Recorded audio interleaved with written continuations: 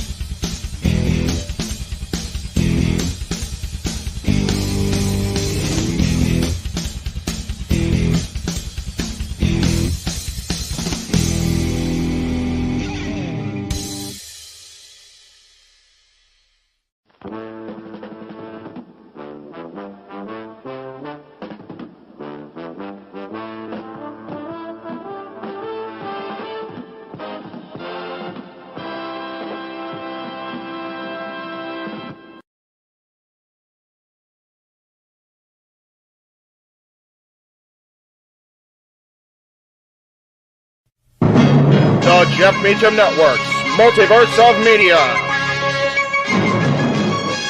For over 15 years, the recognized symbol of excellence and the standard bearer in coverage of sports and entertainment.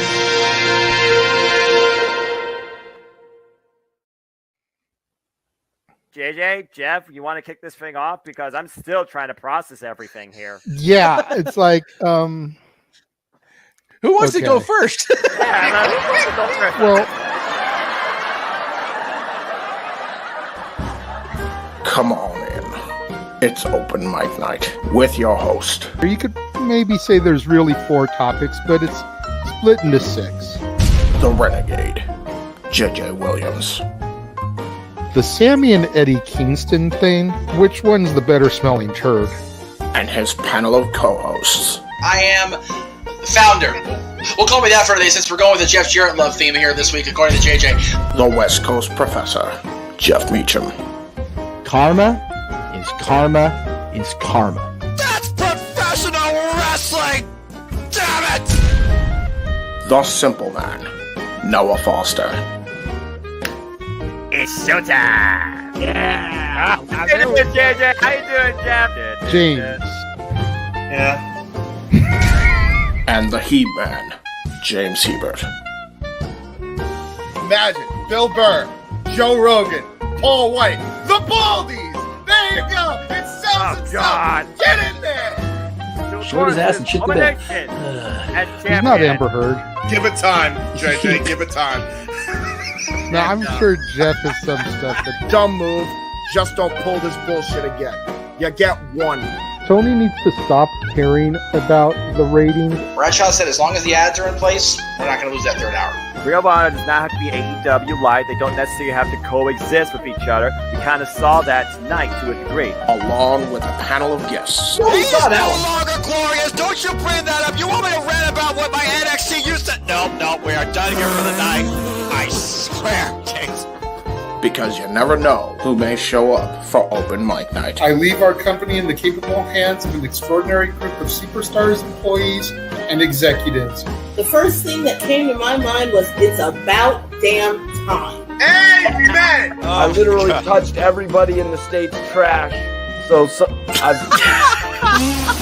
it's horrible, you guys. Peyton's new thing is Dennis the Menace, but it's funny because she calls it Dentist the Medicine. And That's great. When Elliot Taylor came out and did Born for Greatness live, I was popping my pussy, having a great time. I didn't care. I was having so much fun. Sit back, relax, and enjoy the show. Fuck Bill Belichick.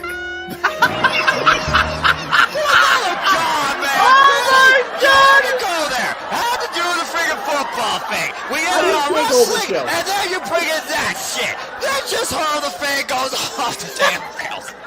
Brilliant, brilliant.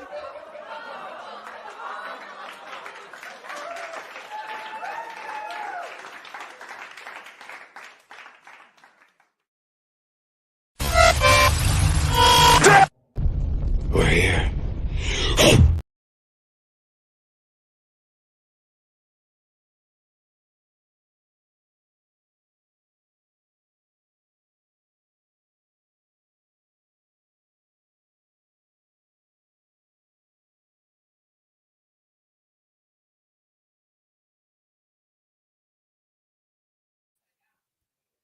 Botch. Hello, everybody. Welcome to this week's open mic night. Yes, we are ready. The question is, are you? For 'twas the week before Disneyoke, and all through the stream, Noah was wishing he could wake up from his horrible dream. The wheel was already waiting to begin in the hopes that the superchats would start flowing in. The Matty Laws simp was nestled all snug in his bed thanks to the bedtime story that his Daddy Matty had read.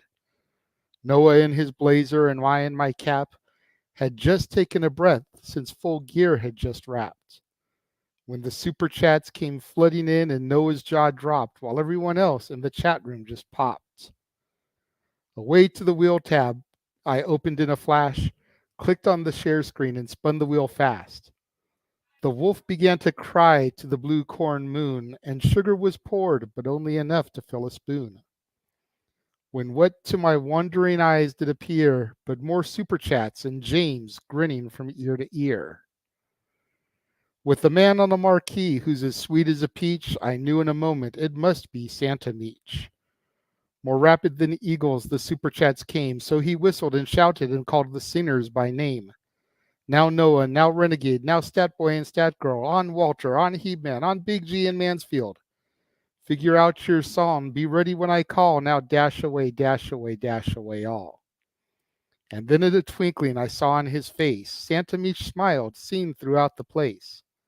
As I raised my hand to give the wheel a spin into the live stream, Santa Meech joined with a grin. He was dressed all in red from his head to his foot, and his clothes were all vibrant and cleaned of all soot. A bevy of tunes he had on his list, and he slyly smirked at the thought of all this. A wink in his eye and a twist of his head soon gave me to know Noah had plenty to dread. He spoke many a word, then went straight to his work and reminded Mansfield to not be a jerk. And giving a whistle up to his team, Santa Meech quickly vanished from the stream. But I heard him exclaim out loud with a pause, "Fuck Bill Belichick. Love Santa Claus." That is right. All that is in store next week. But this week, it is the standard shenanigans of open mic night. Simple Man, are you ready for that horrible dream that you have in store for you next week, good sir? Absolutely not. I'm tired as F, but I'm here. Continue.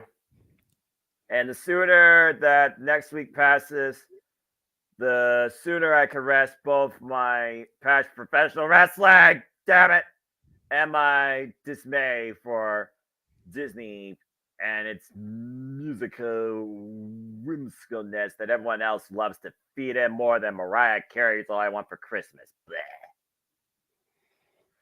Well, I mean, All I Want for Christmas is You very well could come up on our Christmas karaoke next month in December. But before we get to that, we got so much in store this week. We've got 4 For the Love of Wrestlings. We've got 2 watch-alongs. We've got Simply Predicting. We've got so much in store. Yeah.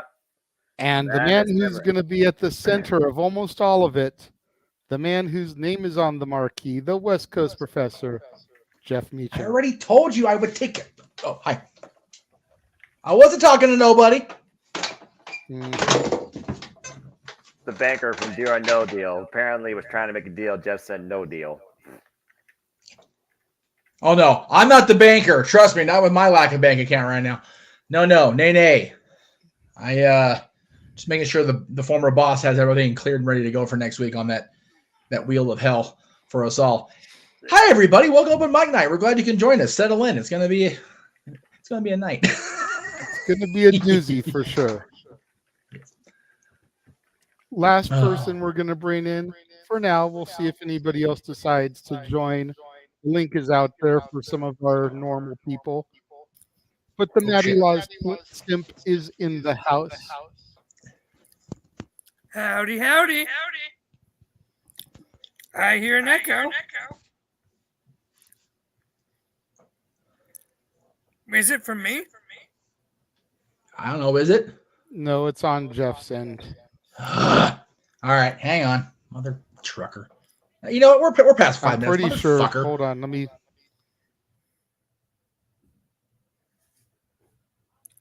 Let's see. Is it working now? Check. Yeah, it's Jeff's side. But hello, everyone. I am a tired Alf Mansfield today.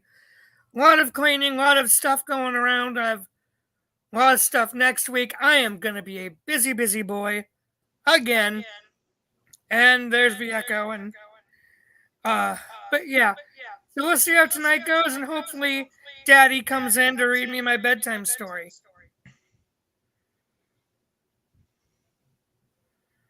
Well, the link was just sent to him, so we'll see what happens. We do have some bad news from Daniel, as he will not be able to attend karaoke next week, unfortunately. Means he won't be able to donate. He's going to be going out of state to his birth state of Iowa for Thanksgiving.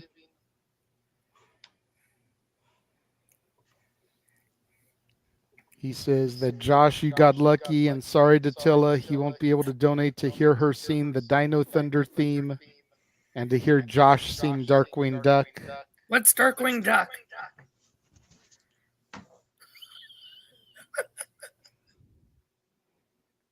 Yeah, exactly. Yeah. Jeff did not hesitate. I didn't do that, actually. JJ, that was kind of rude. No, it wasn't. I mean, yeah, that's You would do that? You don't have his thing ready? What about? Shut the fuck up, Josh! There it is. Oh, yeah, that. Okay, hang on. Anyway, back to what? Okay, that's what I thought. Okay, don't bring me back on stage till I get myself back on here. This thing's having issues. And technical difficulties from the Mania. All right. Yeah, it looks like it's going to be a tech day all around for us. Piss on this shit. What the? Why am I on I'm stage having twice? issues on my end. Jeff is having issues on his end. That bot plan's going to be in full effect tonight. I could already tell, as you were. Mm-hmm. Of course, Daniel can always donate, watch it back later. We can screenshot the donation tonight and have you guys fulfill the performance next week.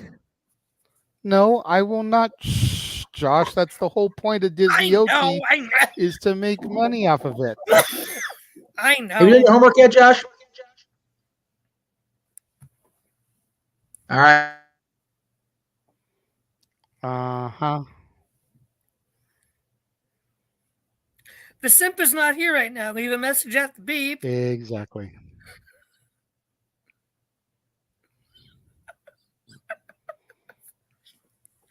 Love you, Jeffy. God damn it, Josh.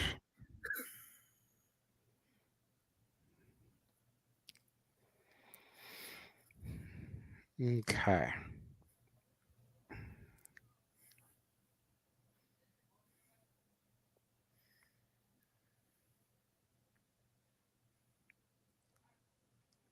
So we'll just jump straight into this.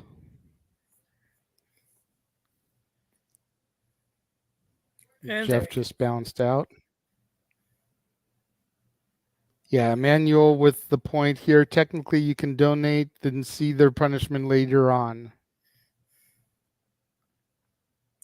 How much is Arlene planning on punishing Noah, Emmanuel? Do you really want Noah to just start getting frosted? Do you see the look he has on his face? Let's try to have the simple man stay simple. Yeah, he's concentrating on stuff for church. You should know this by now. I know. He's always working on church stuff when we're doing open mic night.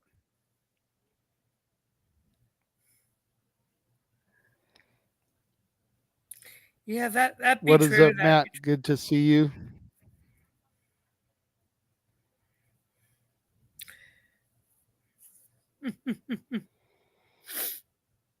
Make sure I didn't miss anything else here.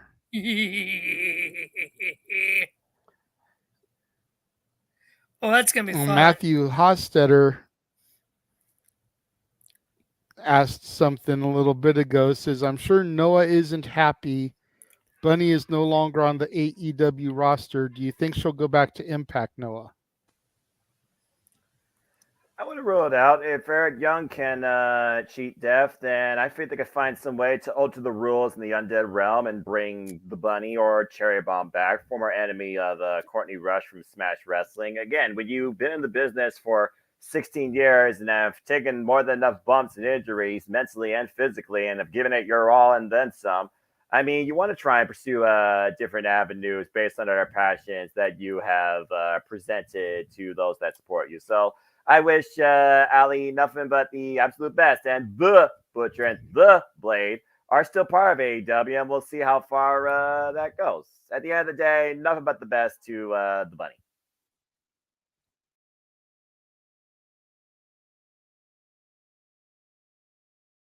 Sir Josh's inquiry about how much Arlene is going to torment Noah, so much that the $1 Million Man would laugh and grin, within her budget, of course. So there we go. Gonna definitely have some punishment for Noah coming his way from Arlene Dominguez. How is the audio? Audio is fine. All right. We're going to leave it like this. And I don't hear the echo on your end anymore. So whatever you're doing now seems like it's good. You can come back on screen. Still no echo? Yeah, we're good. Do no echo. So now that I'm back and I'm ready to go, shut the fuck up, Josh. Do your homework. Okay. Yes, Jeffy. I'll go ahead and throw it one more time. Okay, thank you. Fuck up, Josh. Can't do the for fuck's sake Mikey one because there's no Mikey with us tonight. We still probably so it will. looks like eventually, Mansfield is going to get the brunt. Mansfield's going to get the brunt of everything. When don't I? When Mikey's here. Yeah, that's fair. So, okay. I meant what I said. You've got a week. And less than that, really, because we've got a watch along. We got a long watch along to do Friday night. Mm-hmm. Which, I mean, he's not going to be here for that, so he could be watching it during that if you want to get technical. But yes, right. He has 7 days. All right. Look at me, Josh. Look, I'm not calling Mansfield. I'm calling you Josh. I'm going to write this quiz up Wednesday when I'm not on Greg's show. So be ready Saturday. I'm doing it on the air if I have to. I don't know how much time. I don't know what time this man has budgeted, but I think it just depends on what the people super chat.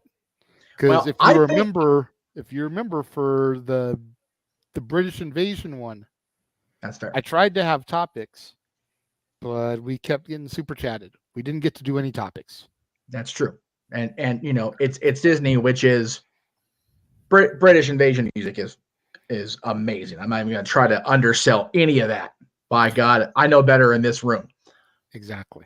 But it is Disney at the end of the day. So it's probably even busier. Number one. Number two, we have a 0 hour that as of now has 1 match that we know of. Well, you know, Tony Khan's going to add 23 more matches between Collision. Oh, Collision's already aired. Between Dynamite and Rampage, probably. Well, that curly-headed cornball can kiss my ass for now. Because what we're going to do, either before or in the downtime of the 0 hour will be your quiz, Mr. Mansfield, sir.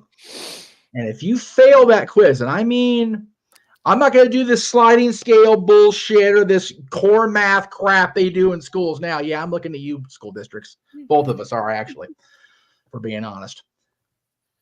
Same. That's right. That's going to be the first thing. You cannot say F. Bill Belichick on the air the rest of football season, number one.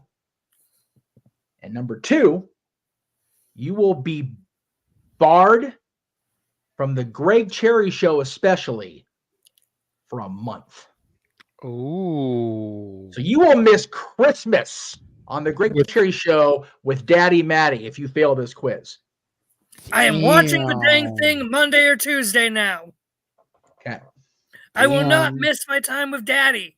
Go make him miss Christmas with Daddy Matty. Wow. That's right. That is how important Mary Poppins is. By God. It's too bad this isn't something with Zach, because I got plenty of punishments for him. Well, okay. Tay-Tay? Do we want to have this conversation on the air with the two of you? No. Okay. All right. Let's get to the topics quickly before I get the into quiz, chat mode. Matthew. The quiz, Matthew, is me, Jeff, and Josh had a conversation after For the Love of Wrestling a couple weeks ago, and Josh acknowledged that he has never seen Mary Poppins. So it was given to him as a homework assignment that he must watch Mary Poppins before Disney Karaoke. And to prove that he watched it, Jeff is going to quiz him. So that is what the quiz is. I mean, first of all, how has somebody never seen Mary Poppins? I'd be able to bet money that even Noah, when he was once a weaned lad, has seen Mary Poppins. Noah, have you seen Mary Poppins? Yes. Damn it, We Noah! established that we established that Tatilla had not seen, and I went off almost as bad on her. But at the end of the day, we need an on the ground correspondent. So I want to be that guy this weekend. We also established somebody else hadn't seen it, but it was Aaron, and knowing Aaron's parents, hard pass. Nope. Zoogs and Laura were not the Disney people. That's fair. You, sir, are on the clock now. So I am 26, Matthew. 20. Okay. If you're 26 in 2023, that means you were born prior to the year 2000. Yes. Correct? Okay. Yes. They've had how many anniversary releases of that movie since then? At least 3 that they've made like a big deal of. Because definitely for the 50th, definitely for the 45th for some reason, because, well, it's Disney. And then the 40th, I know it was because I have that one. And at the end of the day, even if you're not a DVD person or a DVD player person, Disney Plus for 4 years. Yep. There is zero excuse. Yep. Just zero. Yes, sir. Okay. All right. Well, now that we spent 25 minutes talking about. Believe me, I know I have homework besides that. My sister's still mad from last year that I watched the first season of the Santa Clauses without her. Well, you and I could talk about. Yeah. Yeah, and I haven't even watched season 2 yet that started. I didn't know it had started yet. Get to the topics. I'm going to have a stroke here. You guys are killing me. You guys are killing me. Well, someone can super chat Arlene and make him sing that next week. Why are you coming after me, Arlene? It's time for you to sing the song from the Mary Poppins movie. Yeah, that's right. He's your boy. He's your favorite. No. Hey, no. He is well aware, or at least aware enough of what is going to unfold next week. You have dug yourself a hole by revealing to this world that you have not seen. Okay, do you understand that reference from Matthew? Yes. What movie? Sandlot. Okay, all right. Okay, just making sure. If it said I'm doing a dad's walk off, you're not getting me back for the first topic, Jay. That was going to be one of the ultimate. Disney by acquisition. That's right. It is Disney by acquisition because Bob Iger rules the world now, by God. Anyway. All right. So moving on to the topics now. try to spare some of Josh's dignity. Poor Noah. What dignity? That's going to be the goal for the night. Normally we do things where we try to embarrass Noah. Oh. For a $25 super chat tonight, we will make Josh sing.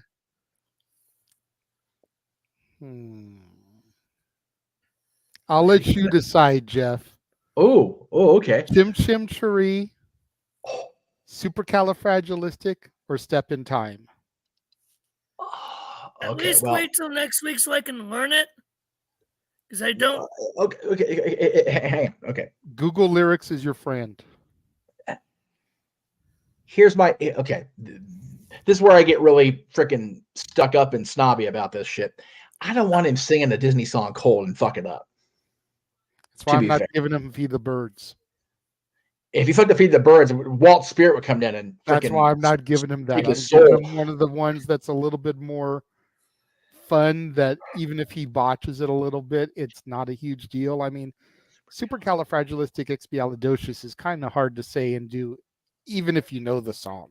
Yeah. So if he botches it, it's not a horrible feat. So I say we go with that one. Okay, that's fair. So for $25 super chat, Josh sings supercalifragilisticexpialidocious. So start Googling the lyrics so that you can learn the first verse to the chorus, just in case you get called on, Mansfield. May I make a recommendation? Would it make more sense to do this next week? No. Nope. It would have made more sense to have Noah do the DuckTales theme next week, but we gave him a little bit of a sample, an hors d'oeuvre, if you will, of what's to come. We're saving Noah. We're sparing him tonight. Tonight, it's on you. Spare the Noah, spoil the child. Oh, yeah, jokes. Got you ready for Monday. Anyway, carry on. I understood that reference. Daddy Save the cheerleader. Where's Daddy? That works too. That works too. That's not even Disney, and I'll go with it. Fuck it. That works too. Fucking hell. So our first topic tonight has to do with WWE television. Oh, that's right. We're doing a wrestling talk show. I forgot about that. Okay. As we reported a few weeks ago, SmackDown is going to USA Network in 2024. Yes. However, the fates of Raw and NXT were still up in the air. Well, it was reported this week that NXT is going to be going to the CW network. Ooh. And that FX is the front runner for Monday Night Raw. And there's a few different places we can go with this. You know, regarding NXT to CW, is this direct repercussions of the NWA quote-unquote cocaine spot from their Samhain pay-per-view? Right. Did that cost them the deal? Was NWA ever going to get a hard TV deal, or were they just going to be part of the CW app? If they were only going to be part of the CW app, will NWA be affected by this? As far as the move to FX, I think the one thing that everybody is hoping is that the move will get rid of the third hour. Brand new TV network means new negotiations. Means that they might be able to ditch that third hour, which, let's be honest, that third hour is a killer for everybody a lot of the time. Raw has been better lately, but some nights, man, it's a strain to get through that third hour to get to that main event. And I think that the move to FX, ditching that third hour, would be one of the first things I would want to do. You know, reports were around when Vince stepped out and Triple H took over late last year that Triple H wanted to get rid of the third hour. But because of the deal they were locked into, that wasn't going to go anywhere. So could that have been part of the negotiations when they're shopping it around? It's like, we want to bring our show to your channel, but we only wanted to go back to the 2-hour format.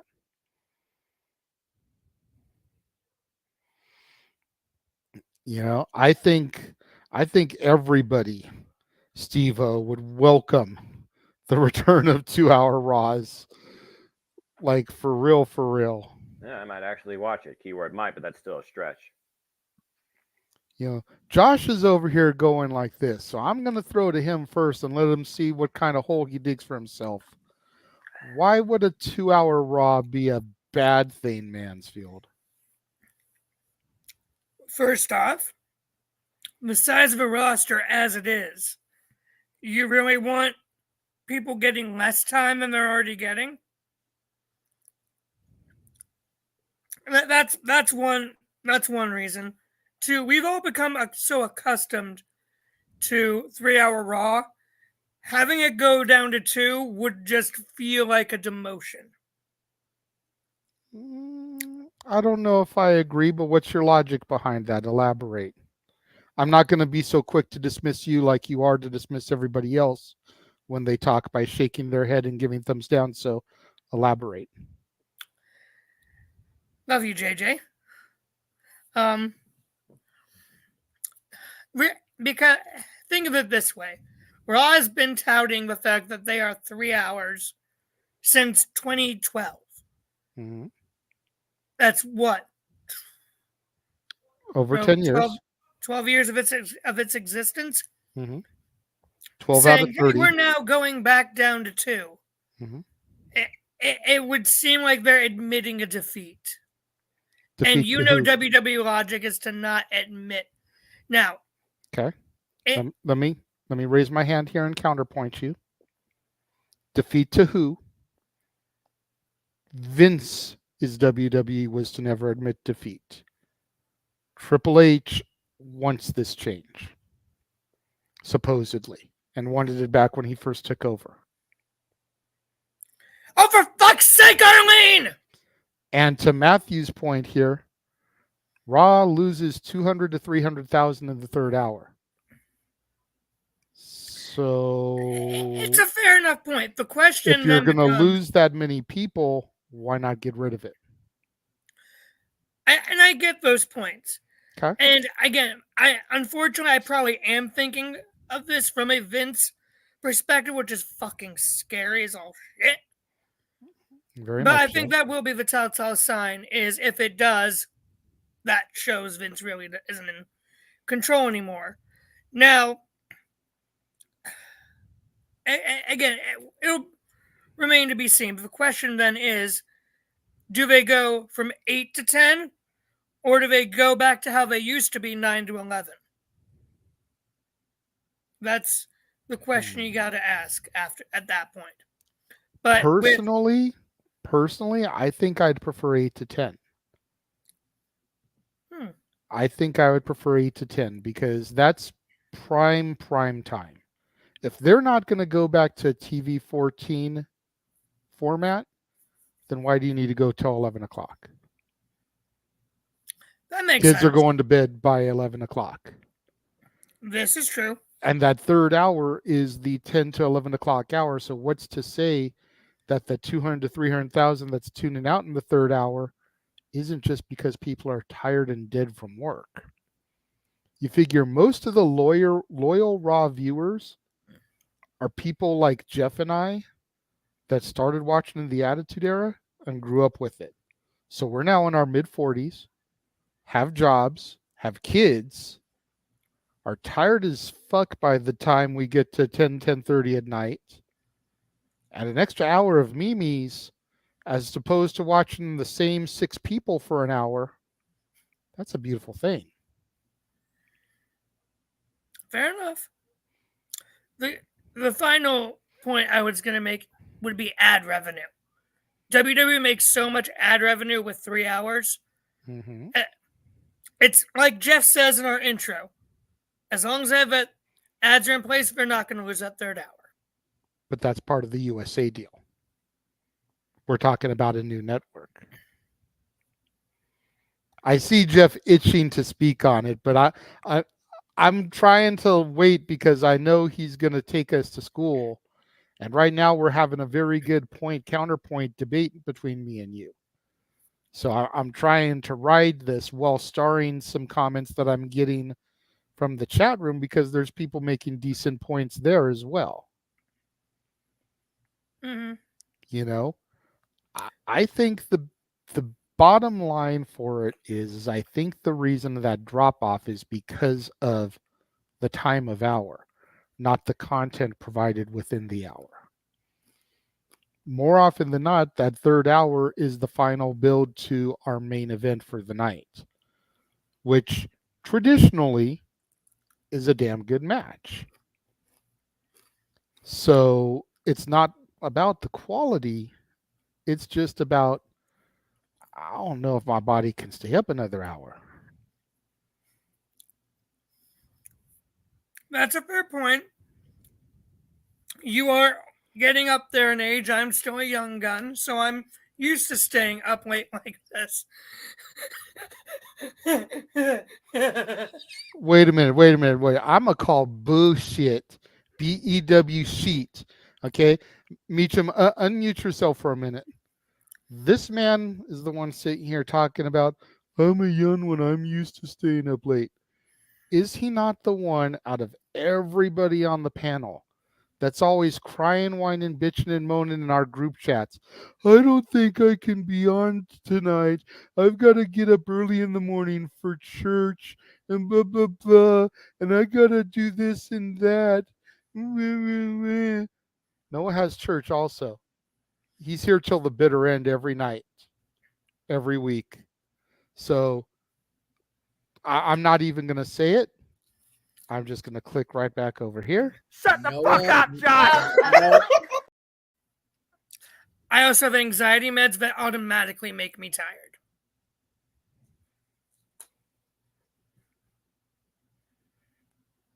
So there's that.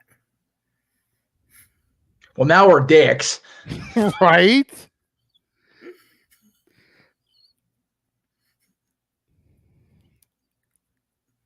See, and here's something to Emmanuel's point. If West Coast had Raw at the East Coast time every week, it wouldn't be an issue. Right. And that's something that I've been hearing as a rumor. I forget if it was about Raw or SmackDown, but I heard that one of them is actually going to be airing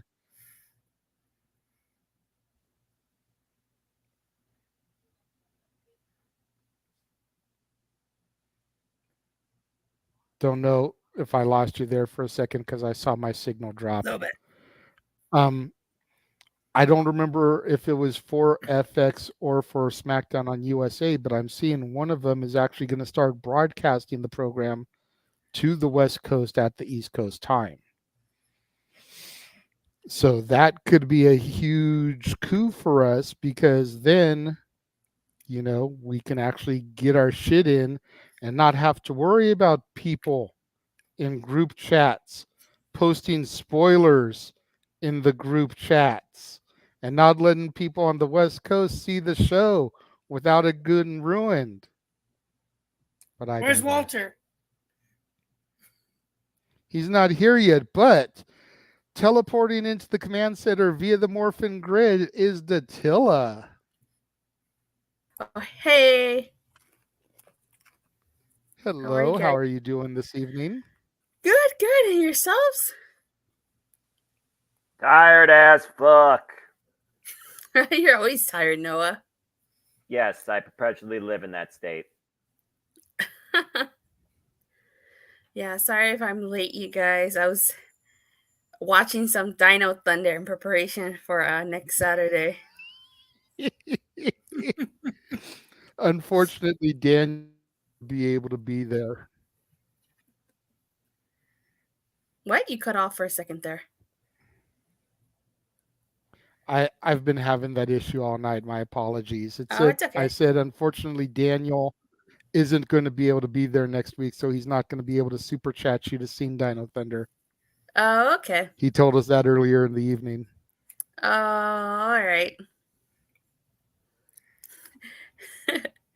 All right, good to know. Thanks for letting me know.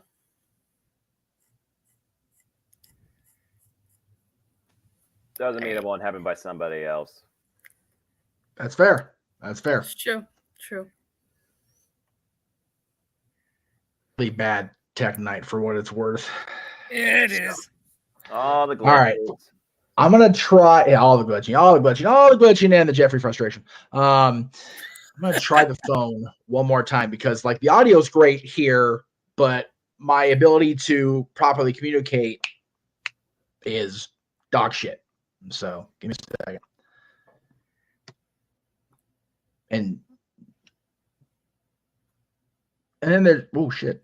Oh, that's And then cool. there's JJ Daniel, who keeps have fun. freaking glitching in that anyway. So it's just one of those days. Mm-hmm. So, well, here comes JJ back. I'll be right back. All right. Well, here we go. Off to a brilliant start. Celebrate the botches.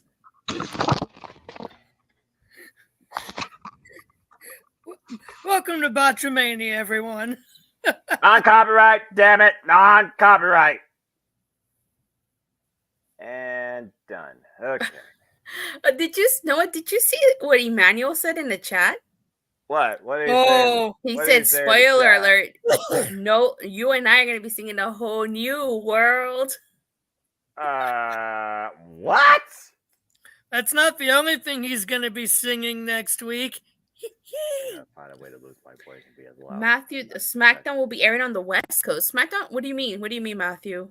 Well, apparently there's something going around about West Coast and East Coast feeds being balanced based on the network moves, which is right now our first topic of discussion. So you haven't missed much besides the technical botches and the verbal execution of Josh Mansfield and a lack of knowledge for a certain classic Disney movie that he will be tested on impromptu next week. Anyway. Okay, wait. What's going on? What's the topic? Like I said, I was watching Dino Thunder. We're talking about the fact that NXT is going to see NXT is going to the CW. If people even recognize that network still exists, I guess you have cable or satellite, you do. The SmackDown, of course, we know it's going to USA, and Raw. Rumor has it might be going. It's echoing. Someone's echoing. Yes, Pigs in Space. That's good old JM. He's figuring it out. Just go along with it. I am not a narrator. I am just talking. And the fact that rumor has it, Raw might be going to the movie network known as FX.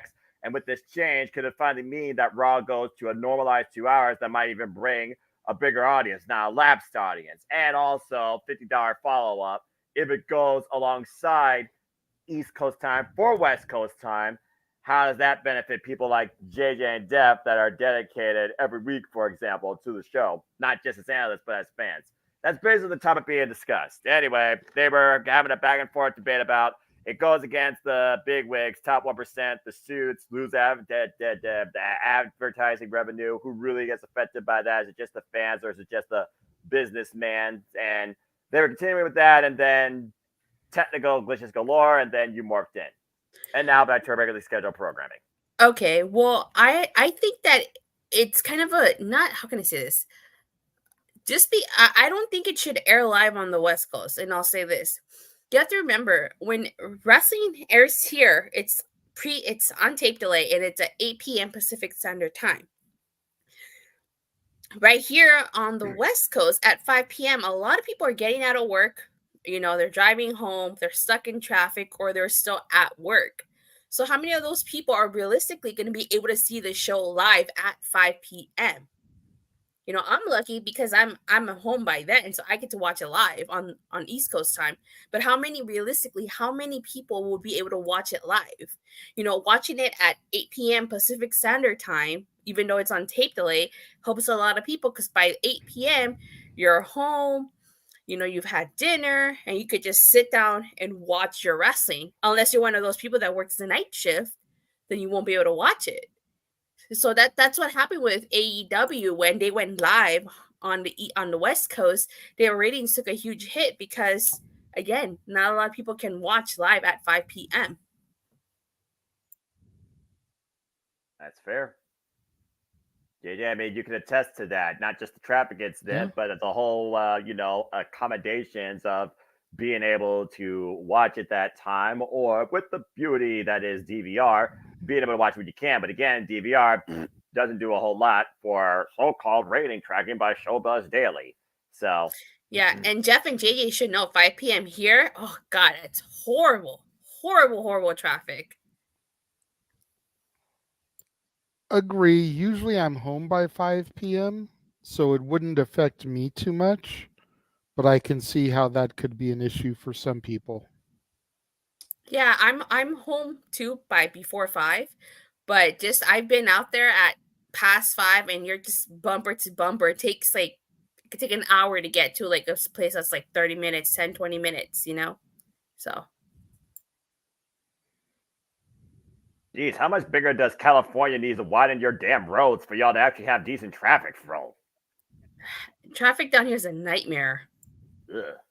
Absolutely. Especially if you're going to downtown, Hollywood, Santa Monica. Oh, nightmare. Don't take this the wrong way, but I don't think I would ever want to visit California. Yeah, we don't need any more people down here. So You got enough tourists as it is. I mean, I think you all learned that the hard way during WrestleMania weekend.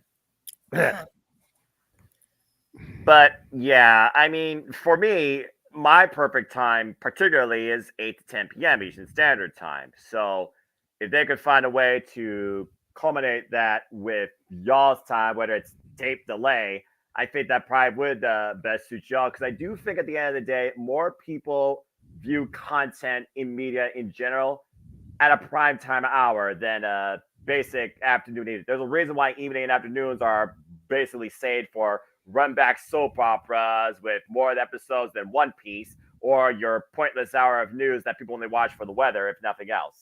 But yeah, I mean, 8 to 10 just feels like it's right to me. When it comes to 10 o'clock, I'm ready to go to bed. I'm ready to do something else.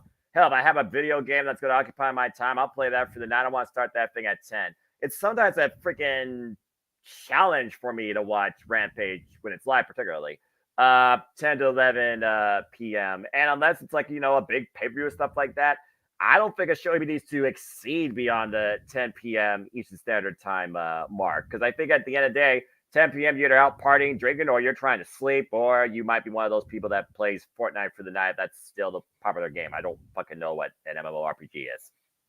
And see, that's the beauty about it being live on the West Coast. Raw, if it's live here, it ends at 8 p.m. for us, which is when the West Coast arena is starting.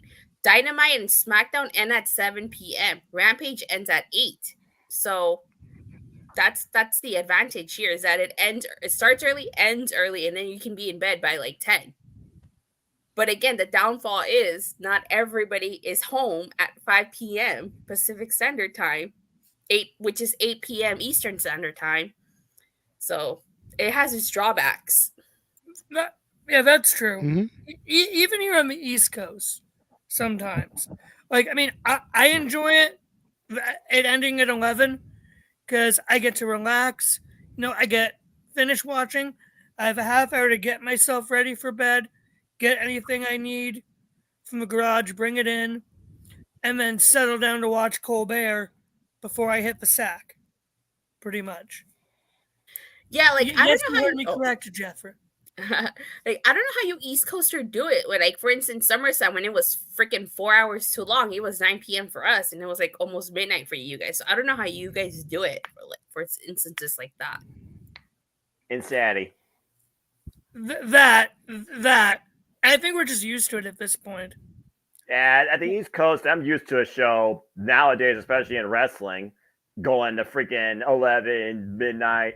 As long as it doesn't go to 1 a.m. like WrestleMania 35, God forbid. That's pretty much where I will draw the line. Yeah. In terms of the CW for NXT, that I think is going to be really interesting because the CW is in more homes than the USA Network. So they can finally get a bigger audience, hopefully, which I think is probably their intention, even though the CW is not a big known network.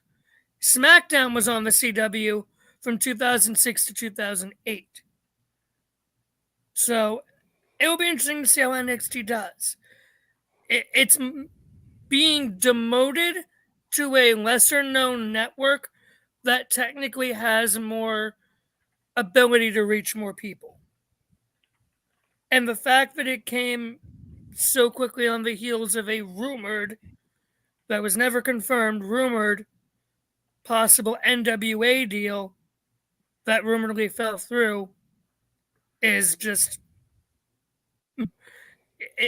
I don't even know what term you want to use for it, really. JJ or Jeff, you got one? No? I'm going to show my age here, but I remember when the CW was a WB.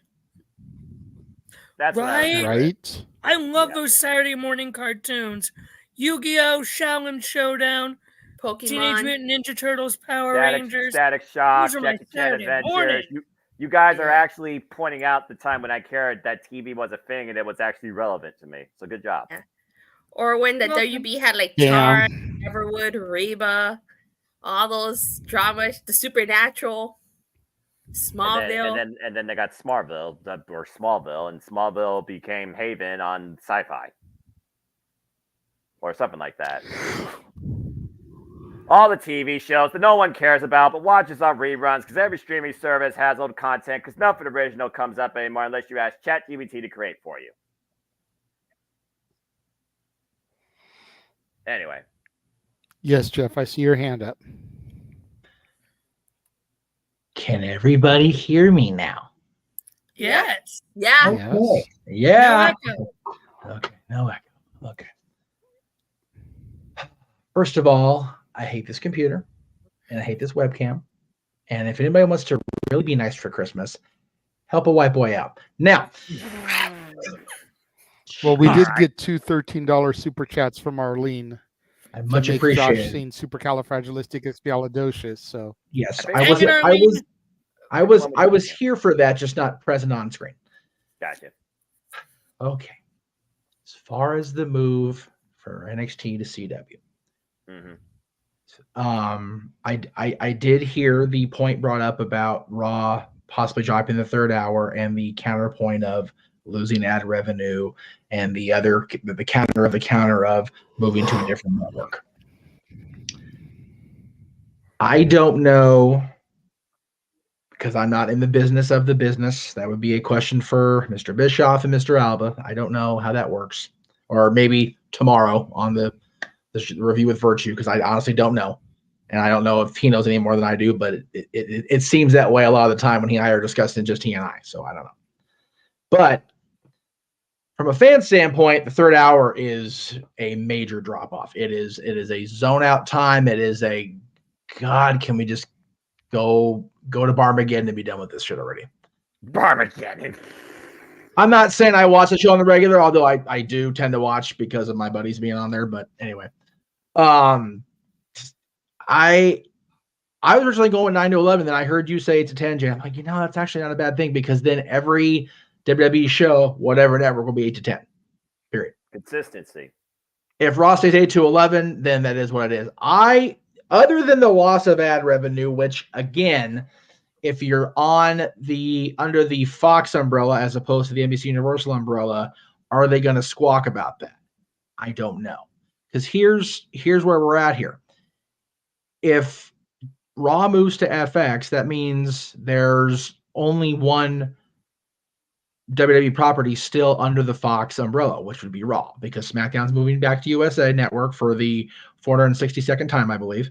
And NXT is moving to what used to be Channel 5 or Channel 13 or whatever channel KCOP or KTLA was at that point. I'm in LA. I don't care what people call it outside of this county. I can give a shit. Now, at the end of the day, I really don't care. Yes, sir. And hopefully I won't get all choppy during this. Something else to factor in and keep in mind for everybody going forward is Datilla. What did you say that you remembered CW being called? The WB? Yes. True. It is a part of the Warner Brothers Discovery platform, which is what owns TBS TNT AEW programming. Correct. So the WWE developmental show is going to be on a channel where Warner Brothers Discovery has a 12.5 stake in the company. Is CW still under that umbrella? Controlling stake? Does that mean that they have a lot of say? No, but it's still something interesting to note. And FX is owned by Disney.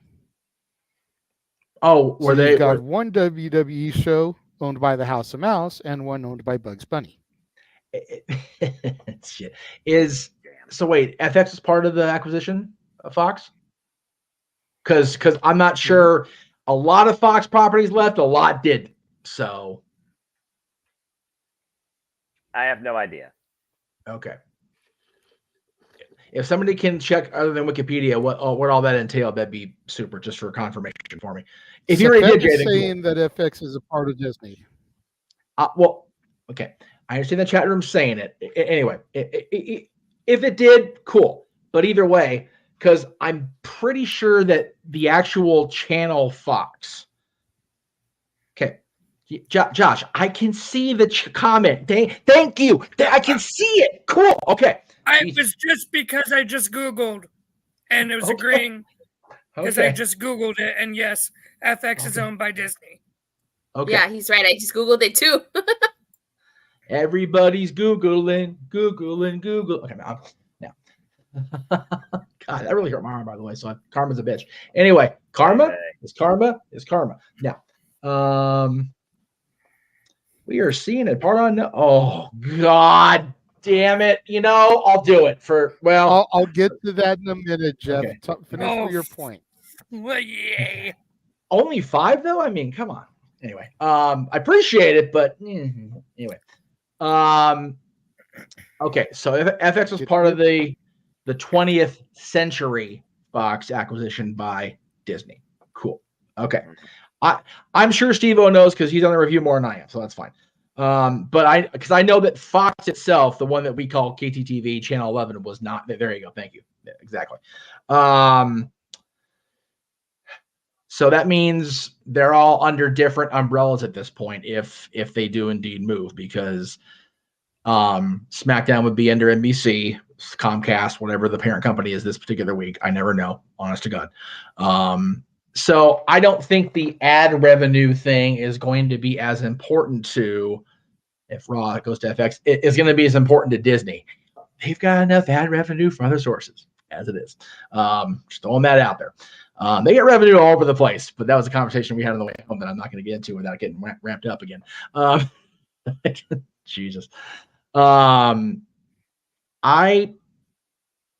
would agree with a move to 2 hours. I don't see it as a demotion, Josh. I don't. I see it as WWE realizing, Triple H realizing, Nick Khan realizing that third hour was added at a time where they weren't worried about wearing the audience out because there was nowhere else to go.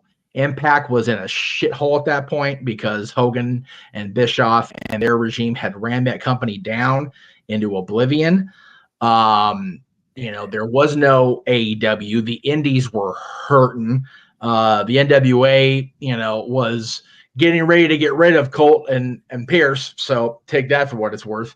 They had a great local TV deal here, and they ran that up its own ass because the guy who's running the NWA. Yeah, Tharp, looking at you, you fucking moron, ruined it. He's gonna sue me next, and I really don't give a shit. What's he gonna take? Here's what I have. Here's what I own, Bruce. There you go. Go for it. By all means, brother. Give shit. Anyway. Here. So I think that the loss of the third hour will not be a thing of, we're gonna lose that hour revenue. It was more of Vince and the team going, we can do a third hour. I mean, USA's letting us do it. Let's go ahead and do it. And they don't have to now. So I think having the majority of wrestling shows be 2 hours, if we're looking at mainstream. Ring of Honor is an hour. It's not mainstream. NWA is 1 hour when they can get a TV slot, which, stop doing cocaine up here, but you might get your TV slot. Just throwing it out there. Rampage is an hour. Rampage is an hour, but again, that's the secondary show. The primary shows for each brand, if you want to have Raw, NXT, SmackDown be separate brands, are all 2. So I think that, and if Collision is indeed a brand split, which it would have been had Phil not stepped on his own dick, would have been the separate show 2 hours. So I think that would be the best way to go. Would everybody be 2 hours across the board? Consistent. I was not aware CW was still under the Warner umbrella. That's interesting to me that there's going to be a WWE branded show under the same corporate television umbrella as AEW. That's interesting to me. I find that fascinating. And I wonder how how that will work, and only it will, because at the end of the day, CW is, as Josh said, I believe Dattilo pointed it out too. Again, there was a lot of signal bullshit going on over here, but I know that CW, at least out here, is on our basic package, 2 through 13, if you will. Yeah, I think it's channel 5. It is. Yeah. The CW field out here is KTLA, which has been around forever. It's the oldest network in this county. I think KCOP is up there with it too, but KTLA is the more known, and KCOP's changed more affiliates than I was gonna make a really bad bed hopping joke with some female celebrity, but I couldn't think of one off the top of my head right away. So anyway, they've changed affiliates quite a bit. Has Channel 13, but Channel 13 at one point was UPN, which was the merger with Channel 5 to become CW. At least parent companies. Too many merger talks with Six Flags and Cedar Point this week, and on this shit. Anyway, yes, sir. I was gonna say Steve-O does have a point, because Nexstar, at least from where I have on DirecTV, they have 4 channels on our DirecTV here. One of them actually being Fox. Well, I know at one point a lot of the CW shows were being blocked on some providers because Disney was in a pissing contest with Spectrum over a lot of their channels recently here. Nexstar was in a pissing contest with DirecTV for months. Okay. And that's why I couldn't watch SmackDown for months, because Fox Youngstown was owned by Nexstar. Okay. So yeah. Either way, I'm not sure. Yeah, and again, Warner Brothers I'm not sure how much they have a say over CW. So either way, the interest is there, and that's been the point. There's been more talk about networks for wrestling TV this week than there has since, I dare say, since 2000, when Raw moved to TNN and ECW was forced off. That's 23 years, which is cool. I like that.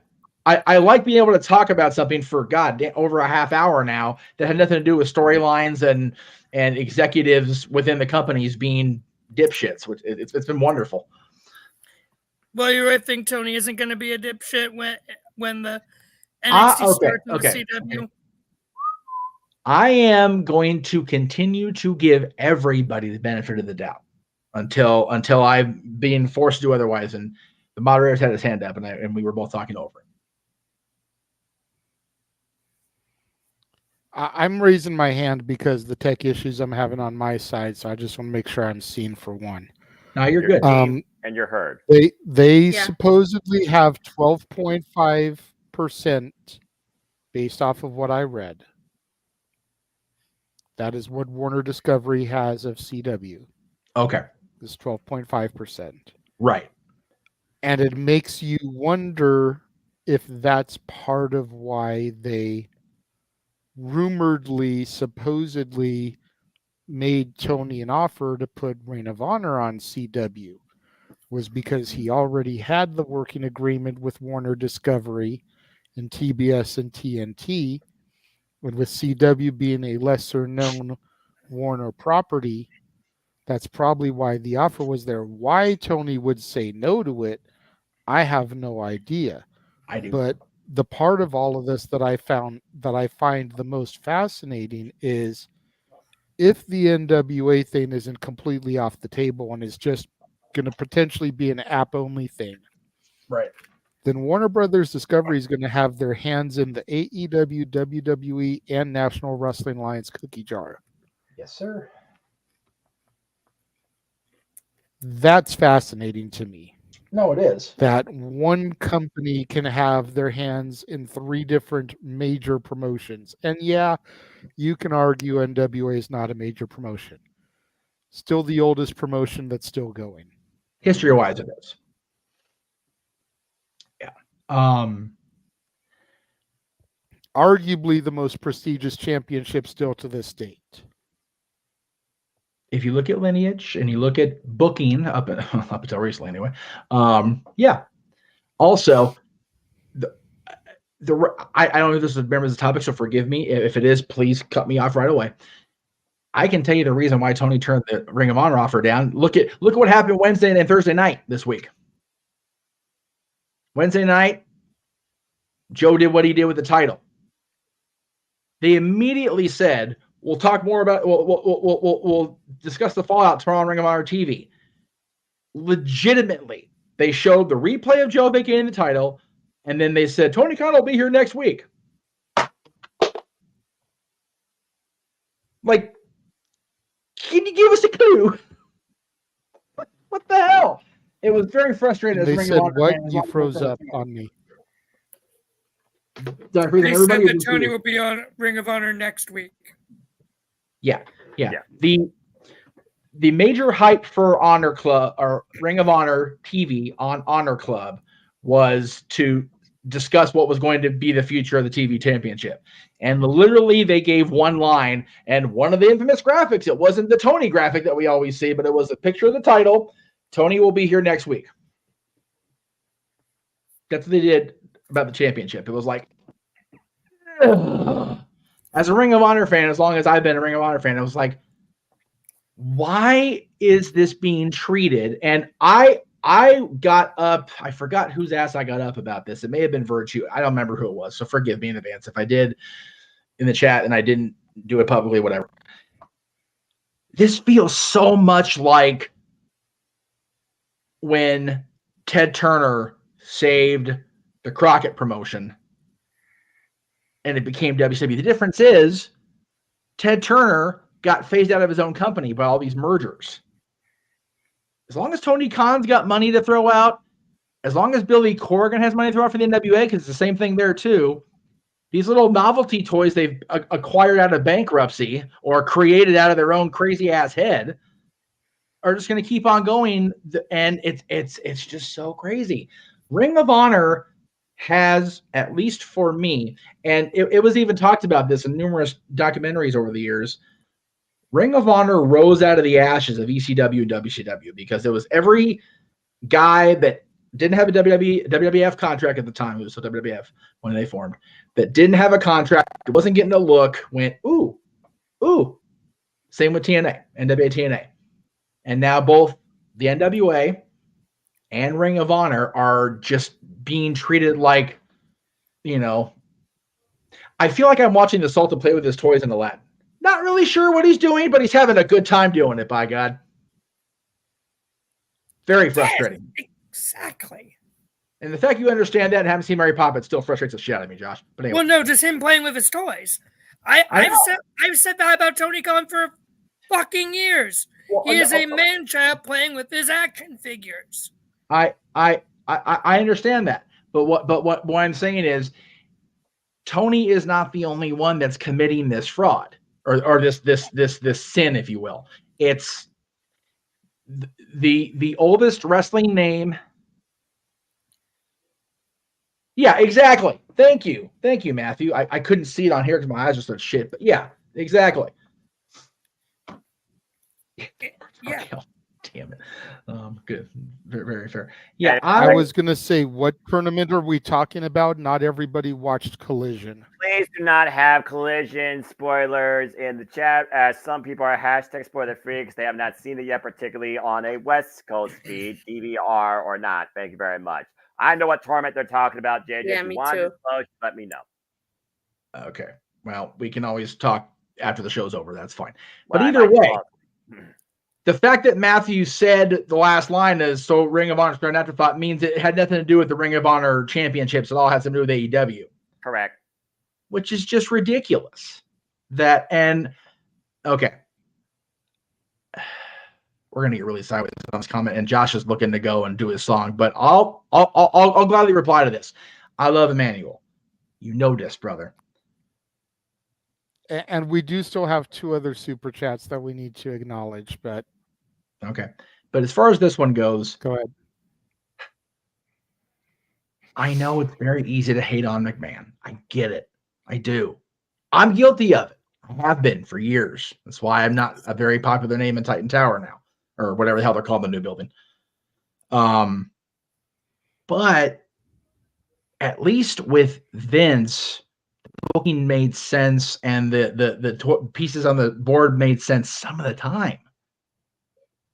Ever since Billy Corgan purchased the NWA, I'll be fair to Billy, after pandemic, it's been a hot mess. Tony Khan, the in-ring action is just phenomenal.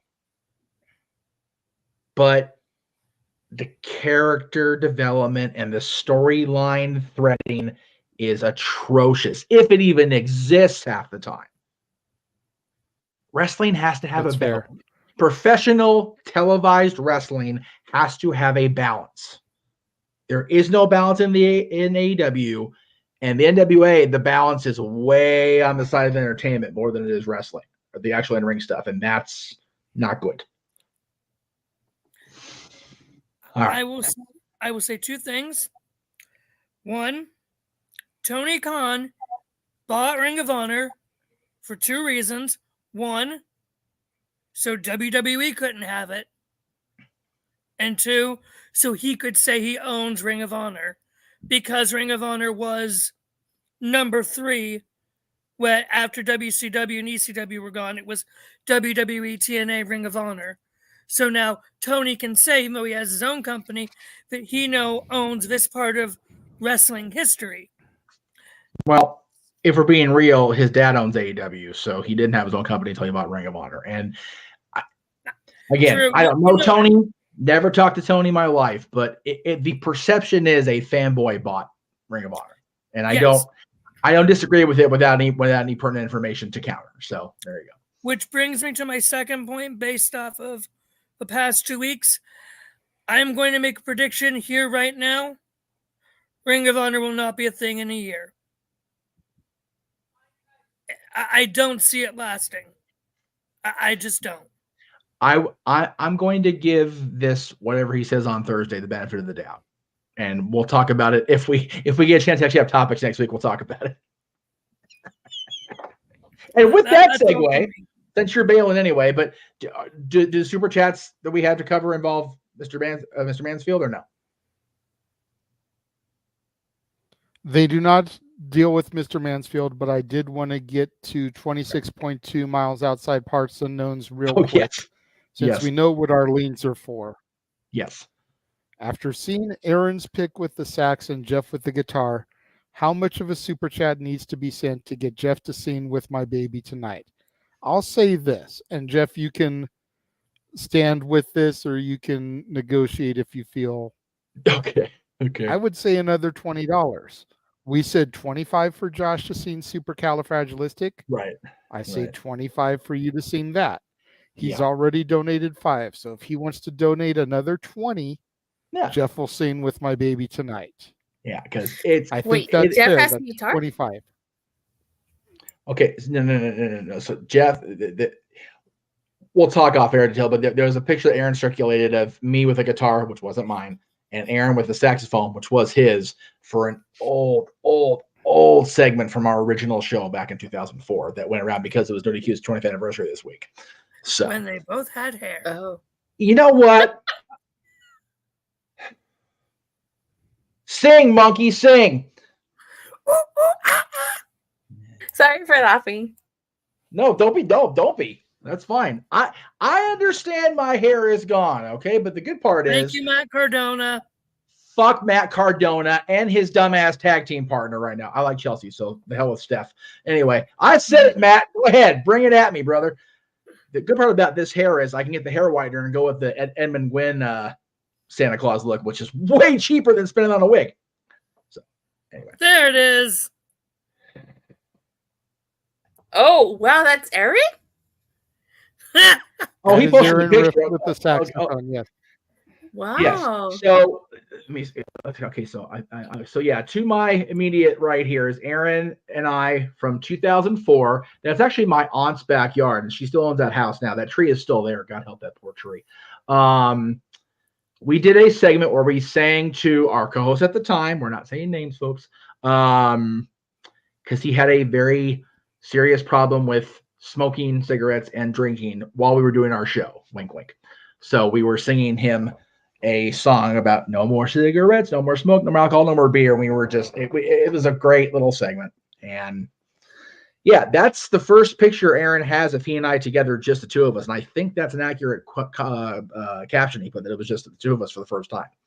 Because that was the first time he was on, camera for XMB. He was usually just the guy, behind the camera doing the thing. So that was Aaron's first time actually on camera, other than doing a spot where he was getting beat up. That was 2004, you said? Yes, sir. So I know you were 7. Shush. No, that wasn't what I was going to say, but yes, I was fetus.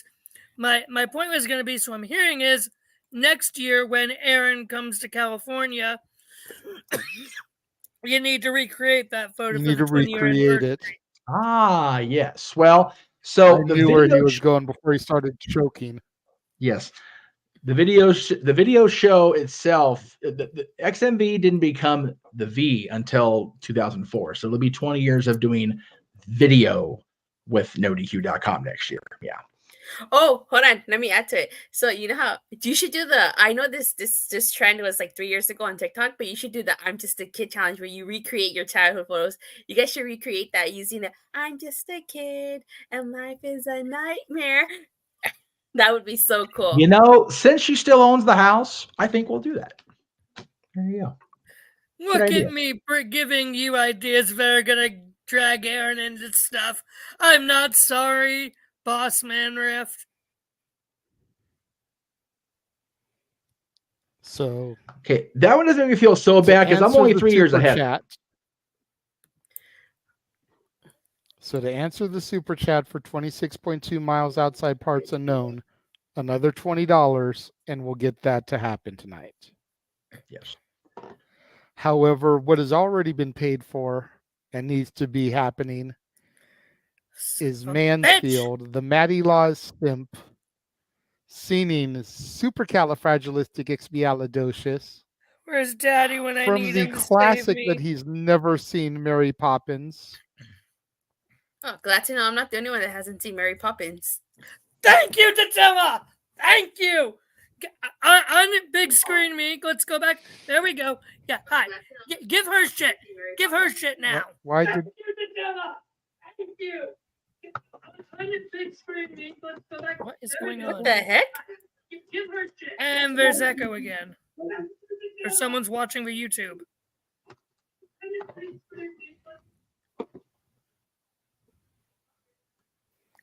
She's older than me. She hasn't seen it. Don't try to take the attention off yourself, Josh. Do what you got to do so you can get out of here. Thanks, Arlene. Donating to me and not your boy, Noah. Come on. Hey, Noah gets put through a lot, so. Yes, I'm aware. I'm putting him through a lot next week. So. Oh, shush it, Daniel. Yeah. Because, it's supercalifragilisticexpialidocious, even though the sound of it is something quite atrocious. If you say it loud enough, you'll always sound precocious. Supercalifragilisticexpialidocious. I don't even do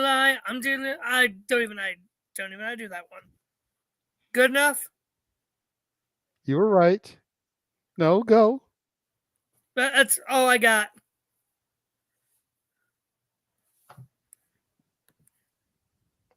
He got to first verse. He got to the chorus in the first verse. We'll give him a pass for today. AJ in the background. I have no idea what's happening right now because my screen won't. JJ was booing. That's what I was like. Oh, okay. I have no idea. Oh, Lord. I mean, I like singing songs I know. There's like one chorus, and we're just going to let him off the hook. To be fair, I don't know that song either, so I'm with Josh. Can you guys give her shit now? She's older than me. She hasn't seen it. No, and I'll tell you why.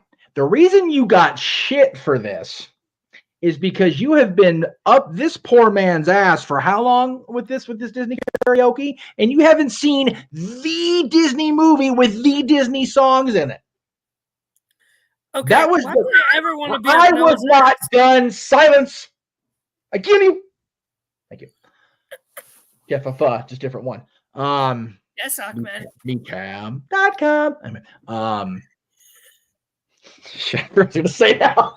Back myself up.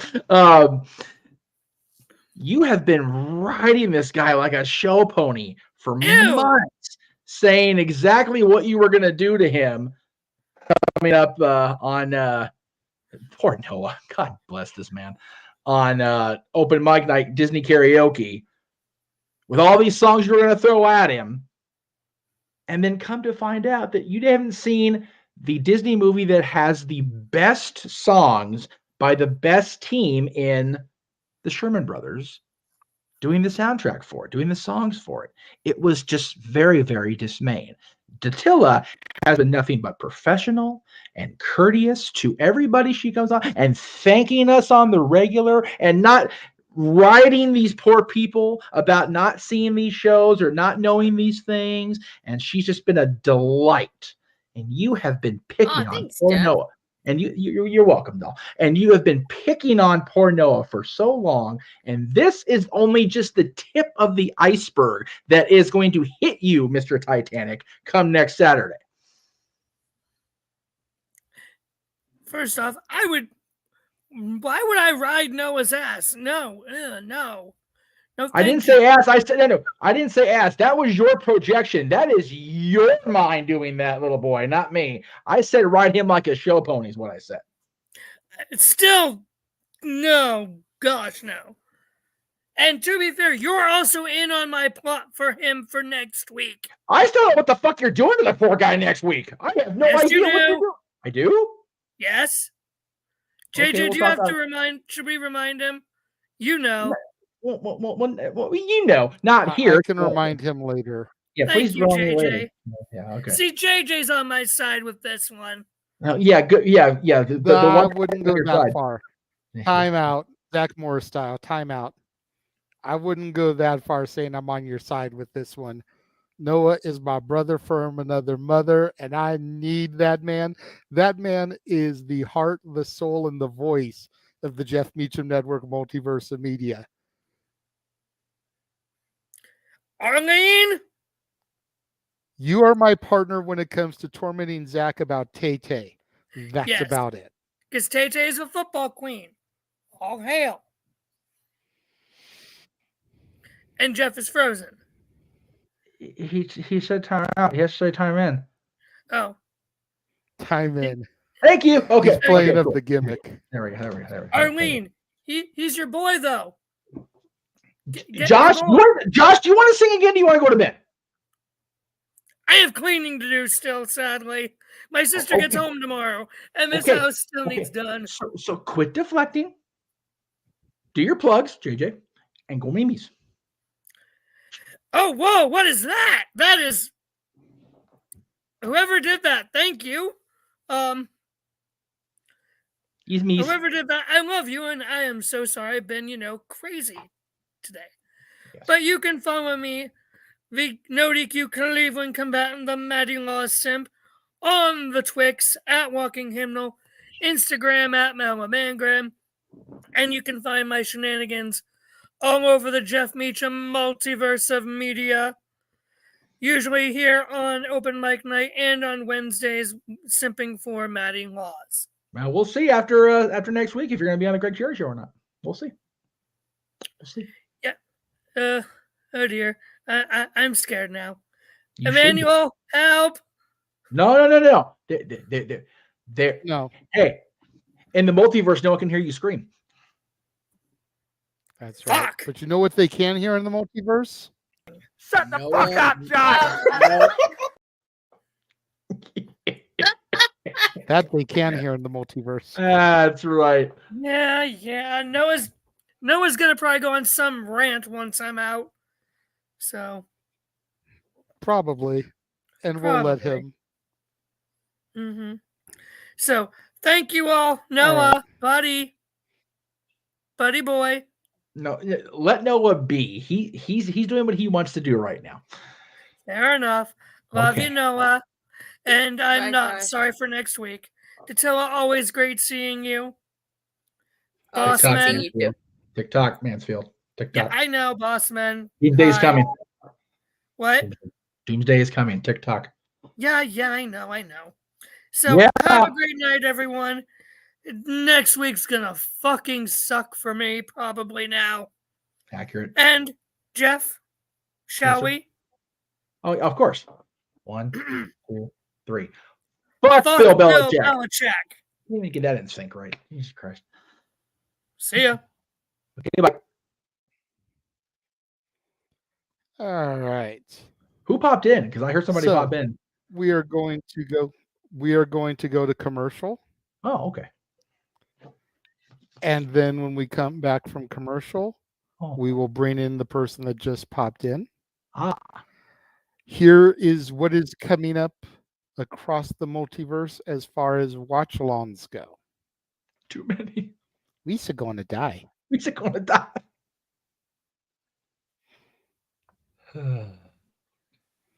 Okay, what is this? Damn it.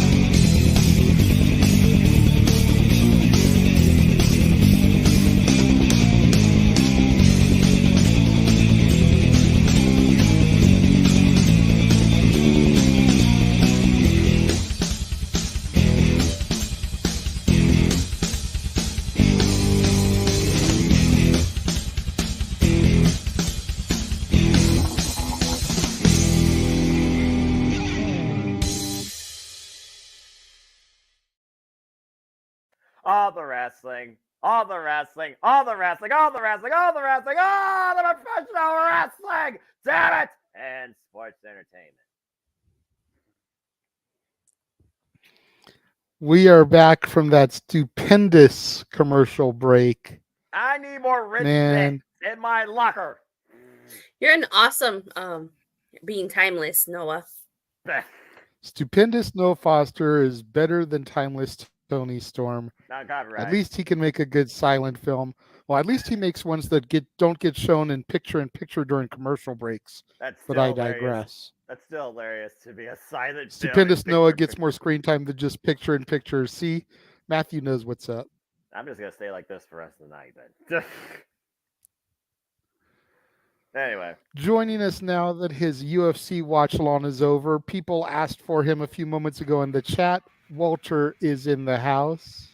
Hey, Walter. The reliable. Hello. Get rid of the man field for the man. No. Just cracking up over there. I'm just kidding, Mansfield. You know I love you, buddy. But thanks for bringing me on. Yeah, my voice is now I see it. I don't know how you do it, Noah. I was screaming and yelling. UFC 295, literally every fight ended in a knockout. Judges had the night off. Everything was knockout. No, nothing got out of the second round.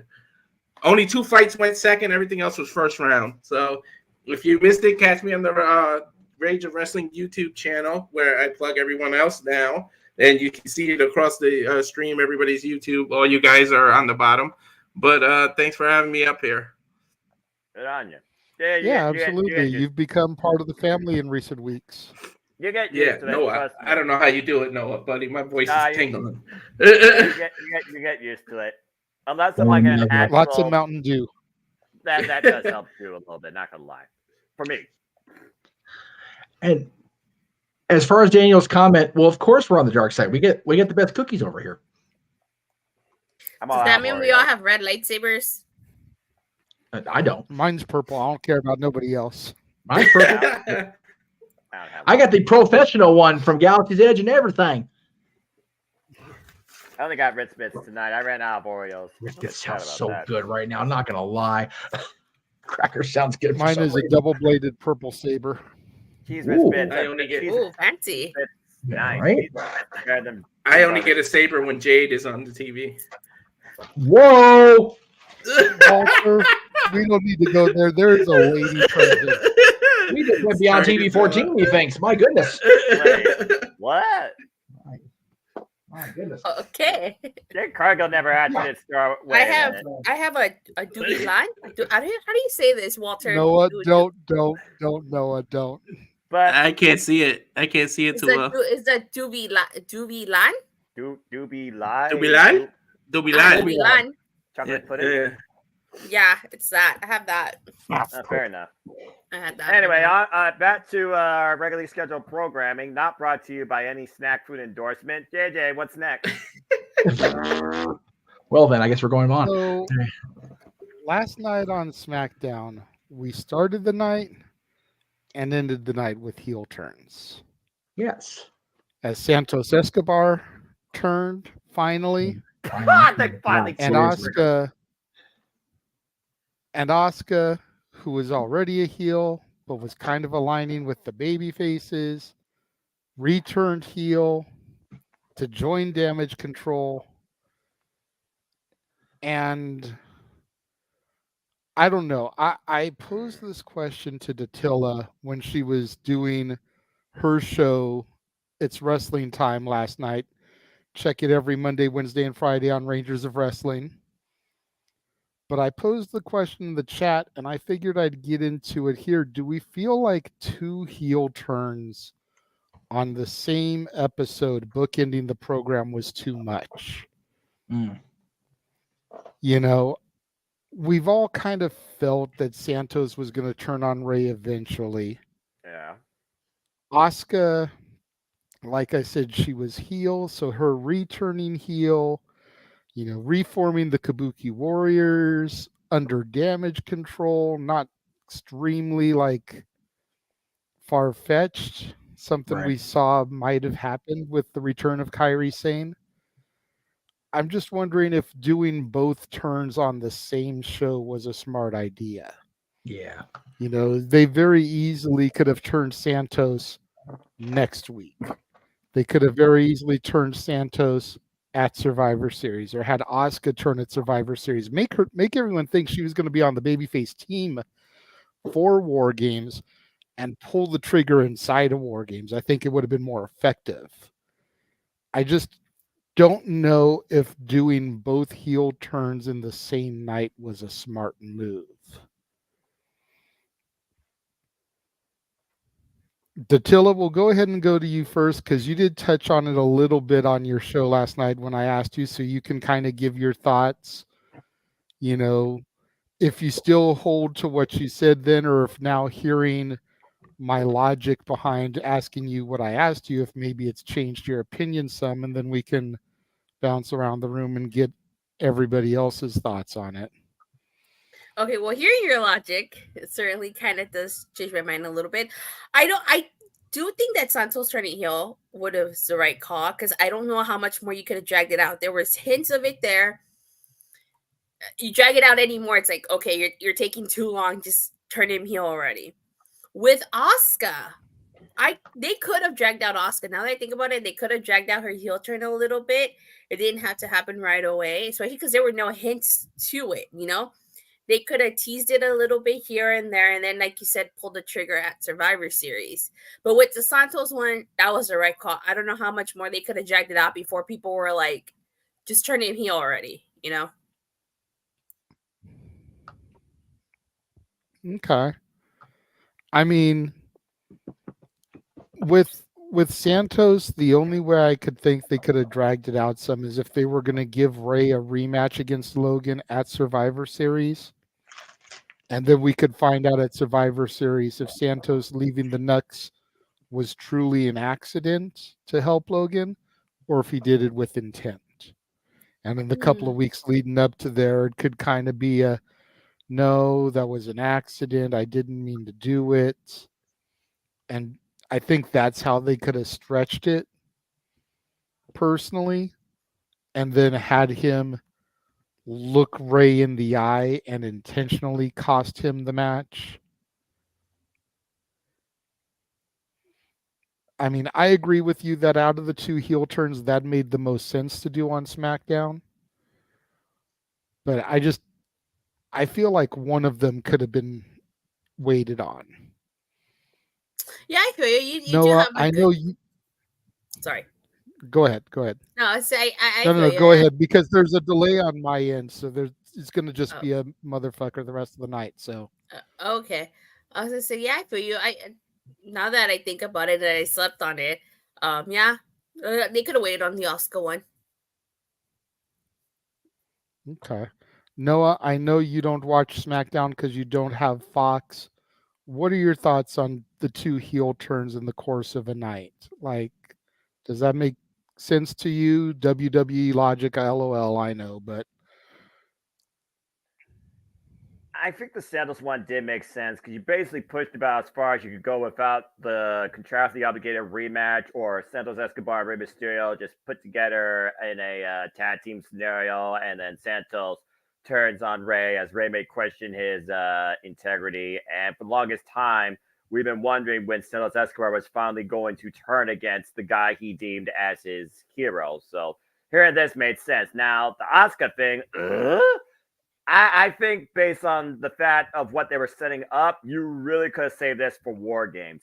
You're going to turn this into the same type of tension you had building with Tegan Knox, Dakota Kai, and maybe even build a sub program out of it. I think the Asuka thing was just pushed way too soon, and I think it could have been executed at Survivor Series War Games and even played into the result. I think both were not necessary. Santos was executed. Asuka, why? You just wanted to have three Japanese women together in a faction? Seriously? I mean, I understand what people might want from that, but at this point now, Damage Control that you thought was damaged goods, are they damage proof? Does it raise Io or does it raise Bailey more when she's still at the forefront of this? That's a whole nother question because we talked about Io Sky and her perspective and presentation as champion. At the end of the day, these recognized names that you know more often, is Io Sky still the one you look at the most? And I think with the Asuka turn out of nowhere, quite literally, don't try to be Big Show. I think they jumped the gun personally on the Asuka one, in my opinion. I would have saved that for War Games and played that into the result.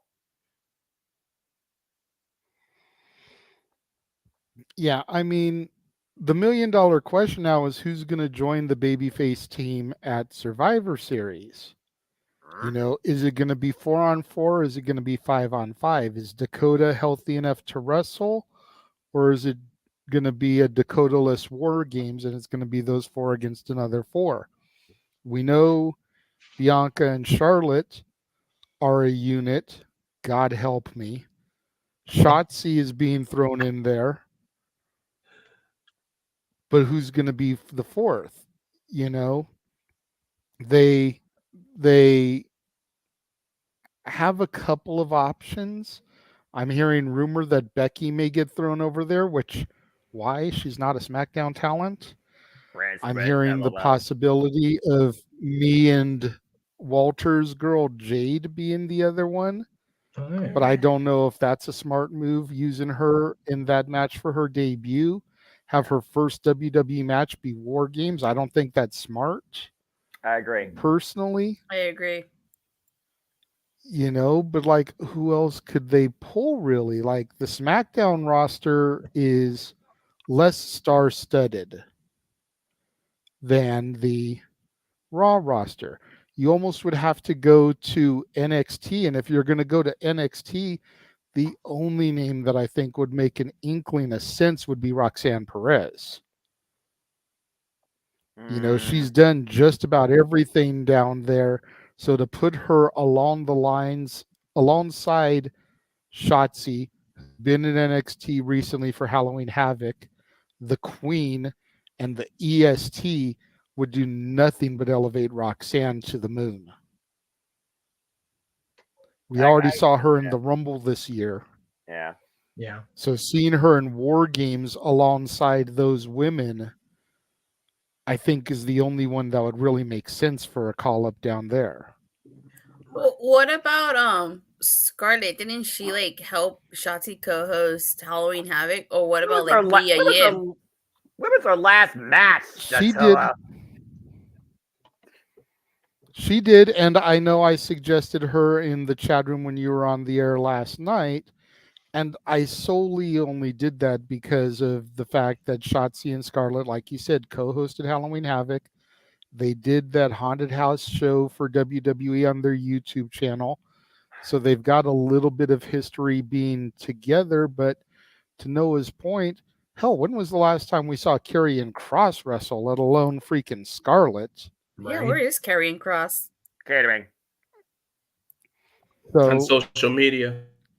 So, I mean, she would definitely be the weak link of the team if you threw her in there, but it would, from a booking standpoint, it would make the most sense if you could say that, because at least she's got history with Shotzi. Yeah, and You she was know, in the but- Royal Rumble, and she did with Damage Control. But there's only one other name I could think of. They're going to stay to SmackDown, like you said. SmackDown is lacking star power, but they have bodies. There's only one other name I could think of, and she might be crazy enough to do it. Yeah, yeah. Yeah, that's true. That's a fair shout. The only other name that I saw over there that on their roster that made any kind of sense was Tamina. Tamina's still a thing. But that's like a dark horse pull there, you know, to try to get her into storylines within 2 weeks. Yeah, War Games is like you're going to war. Why is Tamina in that war? So to your point, yeah, that's definitely shoehorning somebody in that doesn't necessarily, fit. There also could be the very distinct possibility that both matches stay 4-on-4. War Games was 4-on-4 for a lot of years too in WCW. So they don't have to do 5-on-5. Who's the 4th for the babyface team? The babyface team? Oh, okay. Yeah. That's what we're trying to figure out. Oh, I thought you were saying if Dakota's on the team. Okay, well, no, because you would still have numbers lopsided. Yeah, and Mia Yim has previous War Games experience and has had fallout with Io Sky. Yeah, if Dakota was going to be in the match, then you could do Alba and Isla and add that tag team to the mix, and then you've got a very easy 5-on-5. But that's assuming you turn Alba and Isla babyface, because last time we saw them actually involved in stories, they were pretty solid heels, if I remember right. They were. No. I mean, No, they were because going they against got Ronda. their asses handed to them by Ronda and Shayna. Yeah. That's a whole different conversation. Yeah. Yeah, We know Mia Yim is on SmackDown, Safed. That's what we're talking about. Yeah, we know. God, see, that's the good and the bad with war games. You know, if you want to market this as war games, great, but you have to have stories that compel the need for war games. On the men's side, on the Raw side, my God, like Pierce was up to had it up to here with the bullshit going on. He called for war games, and Mr. Regal would have been proud of him. I'll tell you that right now. Yeah, it took about 6 months to realize this is the way we have to end this war with Judgment Day, allegedly. Which is fine, because Judgment Day has been, for lack of a better term, the equivalent to the Bloodline on the Raw side of things. How do you take out a dominant faction? You go to war and you cut them down. The Bloodline, they tried with Bloodline last year, and thanks to Sami Zayn, it didn't happen. So, and again, Sami Zayn proved his loyalty, and then he got his ass beat anyway. So, love Sami and tolerate Kevin, but there it is, brother. Is what it is. So, what I would do is just keep them 4-on-4, and if you're gonna have a women's war games, which looks like it's going to be a thing now with Asuka reaffirming heel, if we're gonna be honest, she never turned, she kind of reaffirmed her status, if we're being honest. AJ Lee would be such a freaking pop moment just because of the people. My God, that would be the greatest thing if AJ was there and Punk wasn't. Oh my God, Chicago riots. It'd be a fucking thing. Oh my God, I'd be laughing my ass off. Anyway, that'd be Troll City if they did that. Oh my dude, I would not be able to contain myself to wait to get on this show and on the review the next day, because everybody be like at everybody else. Because it would just be such a WWE thing to do. God damn it, that'd be fun. Anyway, I went sidetracked there. I don't know. Yeah, the point I was going to make was they're very much rushing this war game thing on the women's side of things. Figure by the time we get to SmackDown next week, it's going to be less than 2 weeks, or just over. No, just no. Like a week. 2 weeks. Yeah. It'll be 8 days. It'll be 8 days by the time we get to SmackDown next week. Yep. And they're gonna shoehorn this. So bad. Again, I like war games. I'm so, as much as it's not war games for a purist, I love that Cody's gonna be involved in a war games match. It's like, damn it, finally, like an actual war games branded match. Yes, he was in Blood and Guts. I get it. It's the same thing, but it's not, because it's not war games, because they're allowed to be war games. But Cody Rhodes is going to be in a match that his dad, pioneered. So that's too cool for school for me as a Rhodes person. But the women's side just looks very rushed and very. As far as Santos, it is about time. We've been calling that since Ray became the U.S. champion. But to your point, Jay, about doing two of them in one night, if they're going to rush this women's war games story into a thing, then they almost had to do something with Asuka. So they should have waited on Santos if that's the case. You're absolutely right, and he could have pulled the Dakota role in war games. He could have been on the LWO team and then walked out of the holding cage, turn around and kicked freaking Ray's head off, walked to the ring and decimated the LWO. But LWO isn't a part of war games. I understand that. I'm just saying, that's how I would have done it. Or even having been like whatever match they're in, I would have waited for Survivor Series, because that would have been a bigger moment on a bigger stage. Arguably there's no bigger stage in WWE outside of Madison Square Garden than Chicago. And that's coming from the LA boy conceding that, that fact. To be fair, what's not big in Chicago that's named professional wrestling? Yeah, I mean, we've been very blessed out here in LA with wrestling between WWE and the local territories and everything, but we're not Chicago, is what it is. So I think that they should have waited on Santos until Survivor Series, whether it's an elimination match or whatever the case would have been. Or have him and Carlito do the blow off, and then have I think it was either in the chat or in the private chat here. That's when Santos says the whole it was supposed to be you and me, Ray, with the LWO, and you bring in Carlito, and that's it's again the whole thing in the execution of it seemed like it was missing parts of the story. So yeah. And to the super chat from Emmanuel trying for Arlene, that's what Escobar meant. Yeah. Is that it was supposed to be Ray and Santos in the LWO. Right. And Carlito coming in and adding that extra body kind of took the, I don't know if intimacy is the right word, but that relationship away from Ray and Santos and threw Carlito into the mix of it. So Santos That's found that what not cool. Santos meant. Okay, so Santos can also say, then you brought Bad Bunny in. You keep taking the spotlight from me. He's gonna say that as in a heel promo. Well, but he's right. Absolutely. And, he is. And I have to get this out. I'm not trying to be an asshole. Safet, can you show me? He went reroll on me again. Yeah, he went going off of internet wrestling journalists.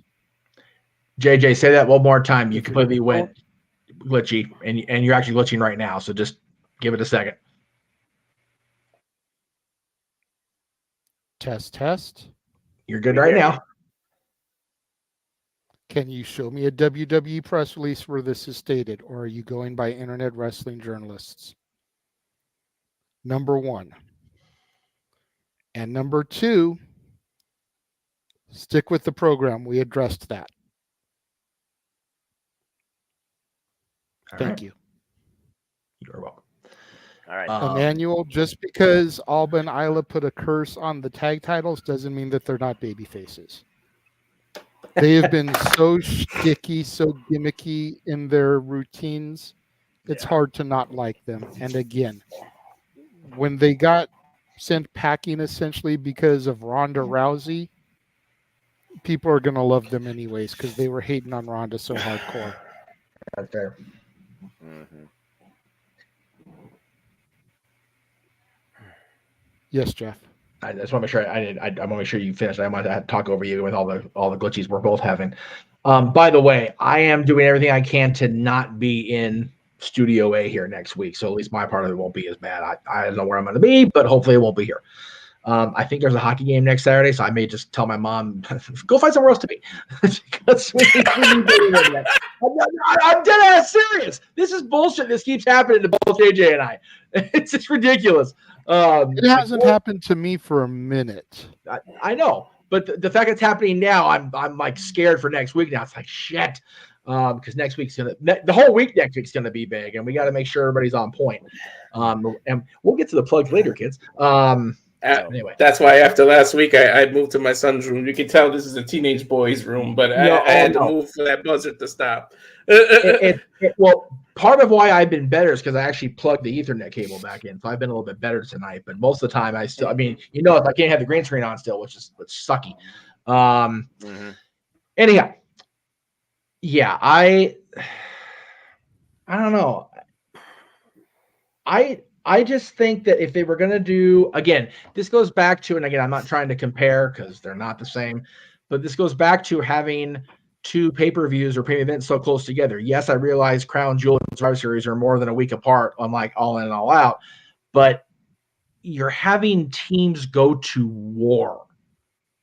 Like on the Raw side, it makes sense because Judgment Day's been such a thorn in everybody's side. But on SmackDown, it just seems like, okay, well, let's let's get, and again, this is not a statement of anything but the facts of the storyline. Get you over your shit there in the chat room, all you social justice warriors. Let's make sure both sides are equal and get their fair. Like, no, we don't have to have a war games for sake of war games. Thank you. Like, it's ridiculous. Like, I understand that a lot of fans, me included, want to see the females of WWE get the same amount of match, quality and style as the men. But if you're not going to have a story that compels 8 or 10 women to go to war, why rush it? Yes, sir. And we've been saying for the better part of the last year, damage control is damaged goods. Yep. So how much sense does it make for them to be one side of a War Games match? And all of a sudden, just because Kairi Sane returned and Asuka turned heel, we're expected to believe that they're going to be this dominant force. Mm-hmm. When we all know the EST and the Queen on their own could probably take out damage control 4-on-2. Yep. Accurate. Yep. It's going to be some old Super Cena versus Nexus bullshit with these two. Let's be honest here, JJ. We're gonna have somebody jump off the cage as we usually do. It probably be Io Sky with a trash can over her head like before, drop like a bomb on Nagasaki. Sorry, cultural reference. It's history, folks. And, wow, Noah. And at the end of the day, Shotzi will come out of the tank. She'll shoot it off, and we'll see some sort of weird standoff in the middle. And the baby faces will probably win because at the end of the day, damage control is not there for Bailey. Damage control is damaged goods and needs to rebuild themselves to something stronger. That was a really historical take. That's fair. Datilla, I see your hand. Give me 1 second. I want to acknowledge these 2 super chats that just popped in from Emmanuel. He says, what if the women is an elimination match like the OG instead of War Games 1? And then he says, let's take a moment of prayer for better stream connections. No shit, right? God. Go ahead, Datilla. Oh, I was just thinking, isn't this, if the women's do get a War Games match, isn't basically a repeat of last year? Because I was looking at last year's card. It was Team Belair, which consisted of Bianca, Alexa, Asuka, Mia Yim, and Becky Lynch against Team's Damage Control, which was Damage Control, Nikki Cross, and Rhea Ripley. So isn't it basically the same thing? It's exactly the same basically. thing, basically. Just different pieces. Yeah, I'd be more okay with the women's elimination tag match. Honestly. Same. Like, have War Games be one match. We don't need to. We really don't. No. I feel like War Games just in principle should only be one match. It should be consistent around the biggest storyline. Not just biggest storyline. The biggest confrontation right now in WWE. And there's no bigger confrontation right now than Judgment Day versus the Raw roster. Yeah. Well, you could argue the Bloodline is still a bigger feud, but if Roman Reigns can't be bothered to show the fuck up, why should we give him the War Games? Why should I give a fuck about Exactly. the Bloodline? That's my own question. And go ahead, Jeff. I was gonna say well, no, you go make your point first because you're having a delay, and I may have said what you're gonna say. So I was gonna throw to Walter because he hasn't spoken about this yet. Everybody else has talked. Okay. I was just gonna say, to be fair, the Bloodline needed to be in the War Games match last year. God, freaking the battle they were having with the SmackDown with the other side was it's too compelling not to put in the War Games match. But anyway, last year that made a lot of sense. This year they don't, and especially since Roman can't be bothered to not show up. Right. Go ahead, Walter. Yeah, I think I gotta eliminate this bright light because it's attracting some kind of bug. I don't know what I keep swatting at, but let me. This is the episode of we make everybody the super chats. We can get better technology. This is what this is. This is tech telethon. Send your money now. I'm turning that little circle light off because I think it's attracting the bug. Agreed. Maybe it should have just been me and silent, just freaking subtitle open mic night. Lee, what's wrong with you? What's wrong with your technology? Oh my God. I do want to give WWE a little credit that they spaced the 2 heel turns out because I feel like if you did Escobar's too close to Asuka's, you overshadow the men's heel turn, the women's heel turn from the men, and Asuka should have had that by herself, in my opinion. However, what I would have did with Escobar is I would have did Team LWO versus Team Lashley in a traditional elimination Survivor Series match. Maybe Escobar's the only one that gets eliminated if they win. Then he comes back out, looks like he's going to celebrate with LWO, and that's when he does the heel turn. So it shouldn't have had to be a war game match. You could have did that for that. I also think this is a swerve in Carlito. I think Carlito's going to go heel with him, and it's just so that Escobar doesn't get lost in the shuffle by himself, because I don't think he has big enough star power to stay on SmackDown without getting lost in the shuffle. And Carlito makes a way better heel than he does a face, and changes stupid music. The problem with Carly going with Escobar is Joaquin and the other name. Forgive me, guys. Who's that, Toro? Cruz. Yeah. Cruz and Joaquin have to go too. Like, as far as they have to turn. If they are lost in the shuffle, if they're left on their own, they will most certainly get lost in the shuffle. No disrespect to Joaquin. I can't remember Cruz's name, so it tells you how much he's going to get lost in that shuffle. I can remember his goddamn name. Yeah, you're right. Those guys will be lost. The LWO has to turn completely and fully on Ray, or even Ray and Selena. Let Selena do her own thing. Yeah. Yep. Because LWO originally was a heel group, so might as well let them be a heel group with Carlito. And to be fair to the LWO in 1999, they only didn't go farther than they did because Eddie was in a horrific plane crash. Wow, car accident. A car accident on New Year's Eve, New Year's Day, and then the Wolfpack and the Wolfpack Elite became a thing 3 days later. So they were the LWO was doomed from the start. So. Yeah, and then in terms of. Go ahead, Noah. No, I wasn't gonna say anything. I was just saying, geez, with that statement, also botch. And with Asuka, it could be Jade. If they do that with Jade, I'm gonna lose my shit. But it is hard. Like, she should spotlight the show, and it ain't just because I'm a Jade fan, but when she debuts, it needs to be all about her. So to throw her into a War Games match, it just, I don't know. It kind of removes the spotlight from her. It needs to be about her. She needs to be that bitch. How can you be that bitch when you're on a team? Like, you have to be that bitch, the solo chick. It's all about you. So, like, I feel like it's not as strong of a debut if she joins a team rather than having a solo debut. Go ahead, Jeff. JJ is highlighting a comment, and it's a great point. I'm surprised it didn't happen when it went on SmackDown. If they're going to have a traditional elimination match, it would be just gangbusters if the three of them walked out on Bailey and Dakota's going in the middle. I'd be okay with. I'd be 100% okay with that. Same. Yeah, I was gonna say something like that. How long, Jeff, have I been calling for like a Japanese mafia female group type thing? Yeah, I've been calling that for over a year. I think pretty much since there were rumors that Kyrie was coming back. Yeah, they need to do that and get rid of Bailey and get rid of the code and just let them run things. And I don't know how strong Damage Control is going to be, but I still don't think EO is going to keep this title all the way to WrestleMania season. So they're making it look like Damage Control is resetting this strong people. They're still going to lose. They're not going to be as strong. They're pretty much this generation's of LWO, how much they lost in WCW.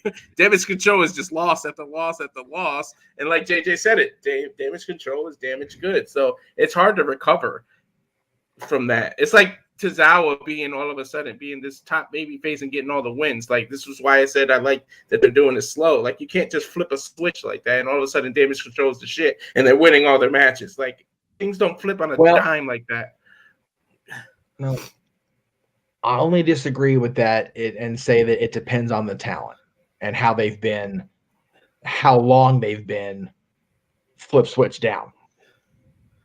Like, both Tozawa and Damage Control have been just like, Damage Control has been damaged for a while, and Tozawa's just been comedy pretty much since the Cruiserweight Classic, if we're being 100% honest.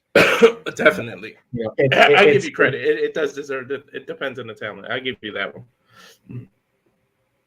It's definitely different. But anyway. Yeah. It's hard to recover from bad booking, but it's not impossible. Yeah. He's going to get the edge treatment.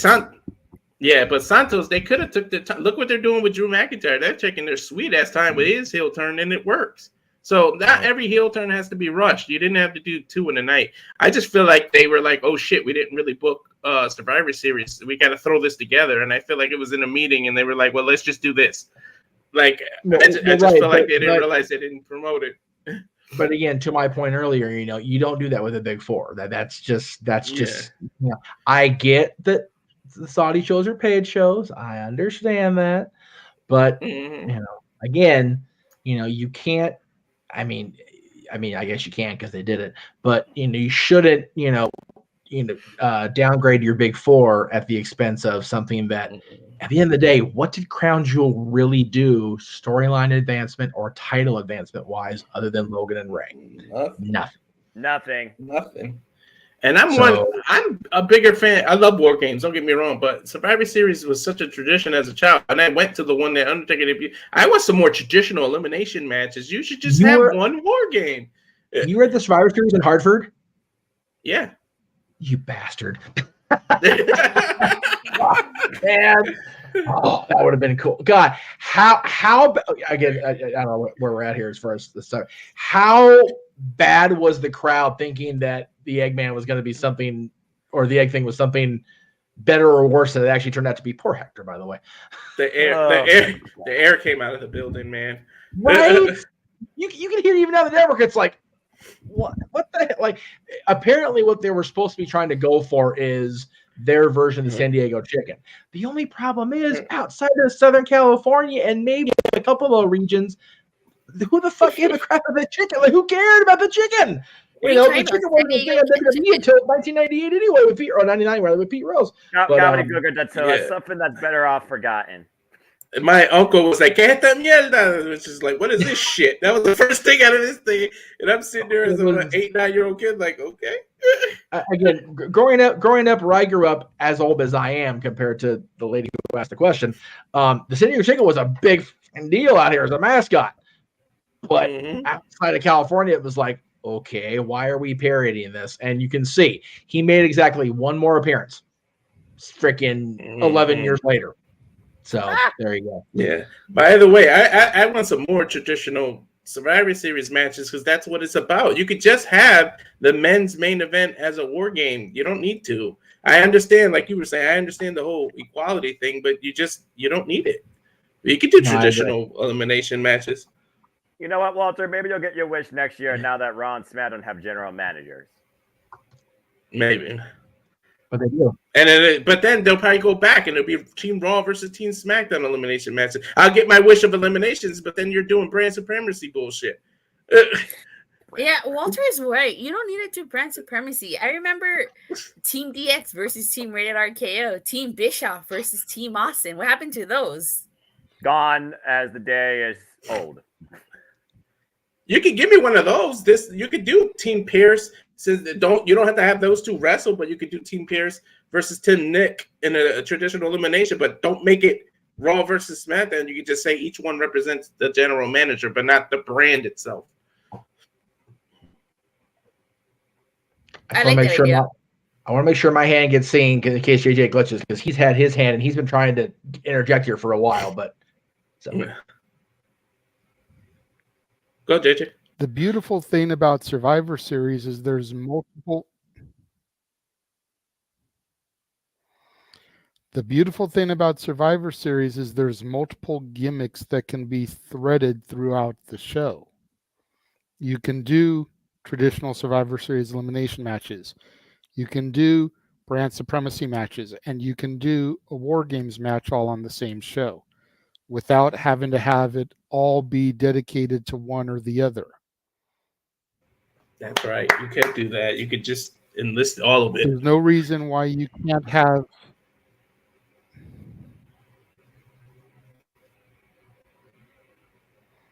There's no reason why you can't have the IC champ versus the US champ, and have Team Aldis versus Team Pierce, and have the biggest feud going inside of War Games, and still have 4 other matches on the card.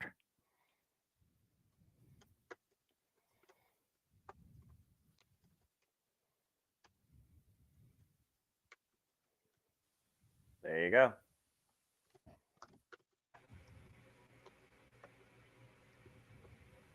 Apologies for the delay, folks. Technical difficulties. No, I'm typing out to JJ, but I'll say it so that there is a significant delay from you speaking to you hearing their responses, because you're like 5, 6, 7 words in, and then you're hearing, in this case, Walter's response to it, and you're stopping, and then you're starting it again. So like I said, it's a really bad tech thing. We all just need to be better about being aware of it and making sure we pause and wait, and then wait some more. It's gonna come off very, but it's better than being talked over or feel like we're being talked over.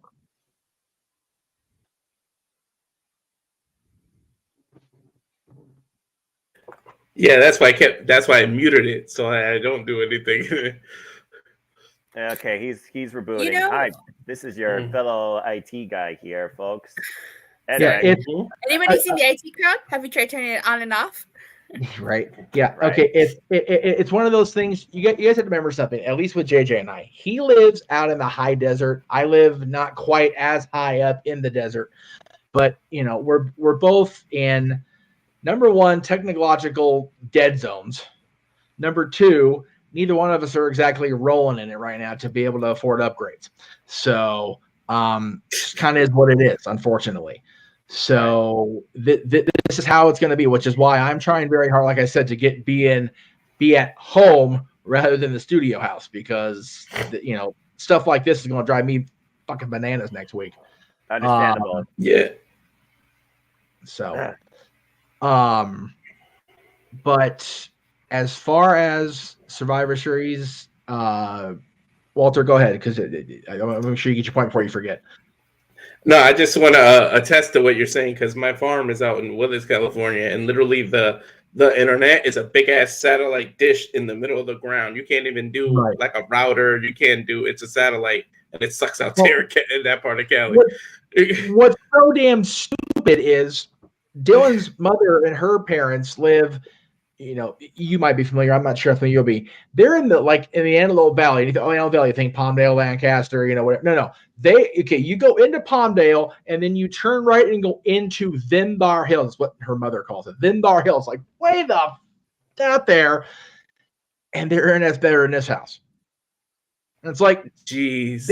Like seriously, you can't even see their neighbor's house. You can see their property, but you gotta look to see the house next door on either side. That's how spread out them fuckers are. And the internet's better here. I don't understand it. But we are endeavoring. We are trying. This is why we are such assholes about the super chats and the PayPals, because shit like this keeps happening. Yeah, and help me out too, people, because I'm moving to Yuba City and it's expensive out there in that part of Cali. Yeah, it is.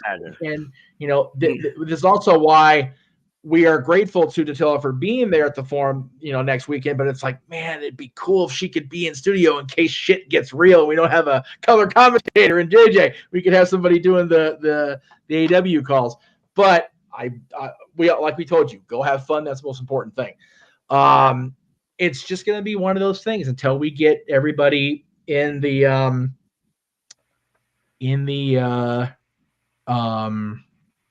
right tax bracket to be able to afford shit like that.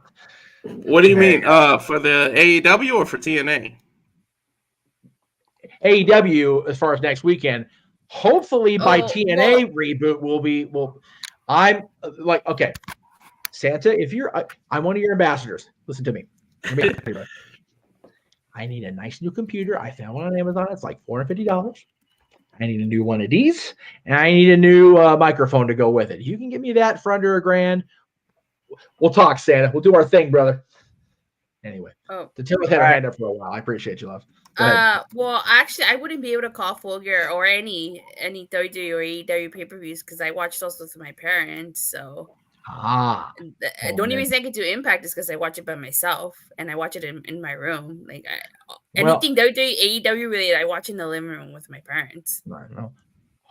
It was more of a haha comment than anything else. Like I said, we're all gonna hope that we get everything cleared up, or at least get in a better thing, for next week and beyond. It's just I was telling them as you were leaving, Jay, that people forget that you're out in the high desert, and both spots where we live are just technological dead zones. Like if you don't have something, like if the wind blows across your window a certain way, everything gets knocked out. Same fucking thing here. It's ridiculous. So, my cell phone barely works. Let him talk, guys. Hang on. Seriously. Check. Can you hear me okay? Yes, we yes, can hear we can you. hear you, but I'm going to count to see when you respond to me right now. I can hear you. Perfect. Okay. Perfect. We'll go with it All right right. now. Jesus. Okay. Hopefully it doesn't start messing up again. Like, I don't know what's going on. It's one of those days, brother. Murphy's Law Day. Mm-hmm. Better now than next weekend. Yes. Like I was saying when you were gone. Hopefully we can, like I said, hopefully I can be at the house, like at home, because there's a hockey game next Saturday. So I'll be able to just like, Mom, please go find something to do. Like, come over here and work. There you go. So was my point heard and everything that I was trying to make? Regarding Survivor Series and how they bridge the narratives across different forms of traditional Survivor Series, multi-person warfare. That is correct, JJ. And to basically put a bow on your topic, Santos, Asuka, heel turns needed. Yes, both same night. Not really. Santos makes sense. Asuka's could have been pushed further out. But if you don't turn Asuka, then and they do the women's war games, then it becomes a question: is who do you add to the damage control team? That's on them to figure out. I mean, God forbid they be creative. That's why we're fans and not bookers. Right? Yeah. If memory serves, Dakota, if all else failed, would at least be able to do part of a. Don't put her in the cage. Have it be a Survivor elimination match and have her be the quick elimination, just so there's 4 on each side. But again, they've got Asuka for whatever reason to work with now. So we'll see how it lays out. We've got, like I said, 2 weeks from today. Yep. So. All right. So now that I'm back, we're going to go to commercial. And better than ever. And then we'll be back with our main event topic. Thank Christ. Well, thank Christ. I don't know how much you want to be saying that, Noah, because what we're going to take a look at is all the upcoming open mic night specials that are going to be tormenting you in the not so distant future, as well as what our buddies at Parker Kane Promotions are going to be up to in just a couple weeks. Stay tuned. Ah, rats. We love you, Noah. Hello, pals. Alyssa Marino here, and as a friend of Parker Kane Promotions, I am super excited to share the awesomeness that they've got in store for you this November at WrestleCade. You'll be seeing the world-traveling Capital Championship Wrestling Global Fighting Champ Rebecca J. Scott, a rising star who's been featured on Ladies Night Out, MCW, and more, the stunner Emily J., an internationally traveled talent who you've seen on NXT UK and Stardom, Angel of the Ring Zaya Brookside, and NWA World Women's Tag Team Champion Chicago's sweetheart Missa Kate will also be appearing live. It's all going down WrestleCade weekend in Winston-Salem, North Carolina. You can catch these stars brought to you by Parker Kane Promotions on Saturday, November 25th from 10 a.m. to 3 p.m. And be sure to stick around for Ladies Night Out the following day on Sunday, November 26th. You can get your WrestleCade weekend tickets at WrestleCade.com.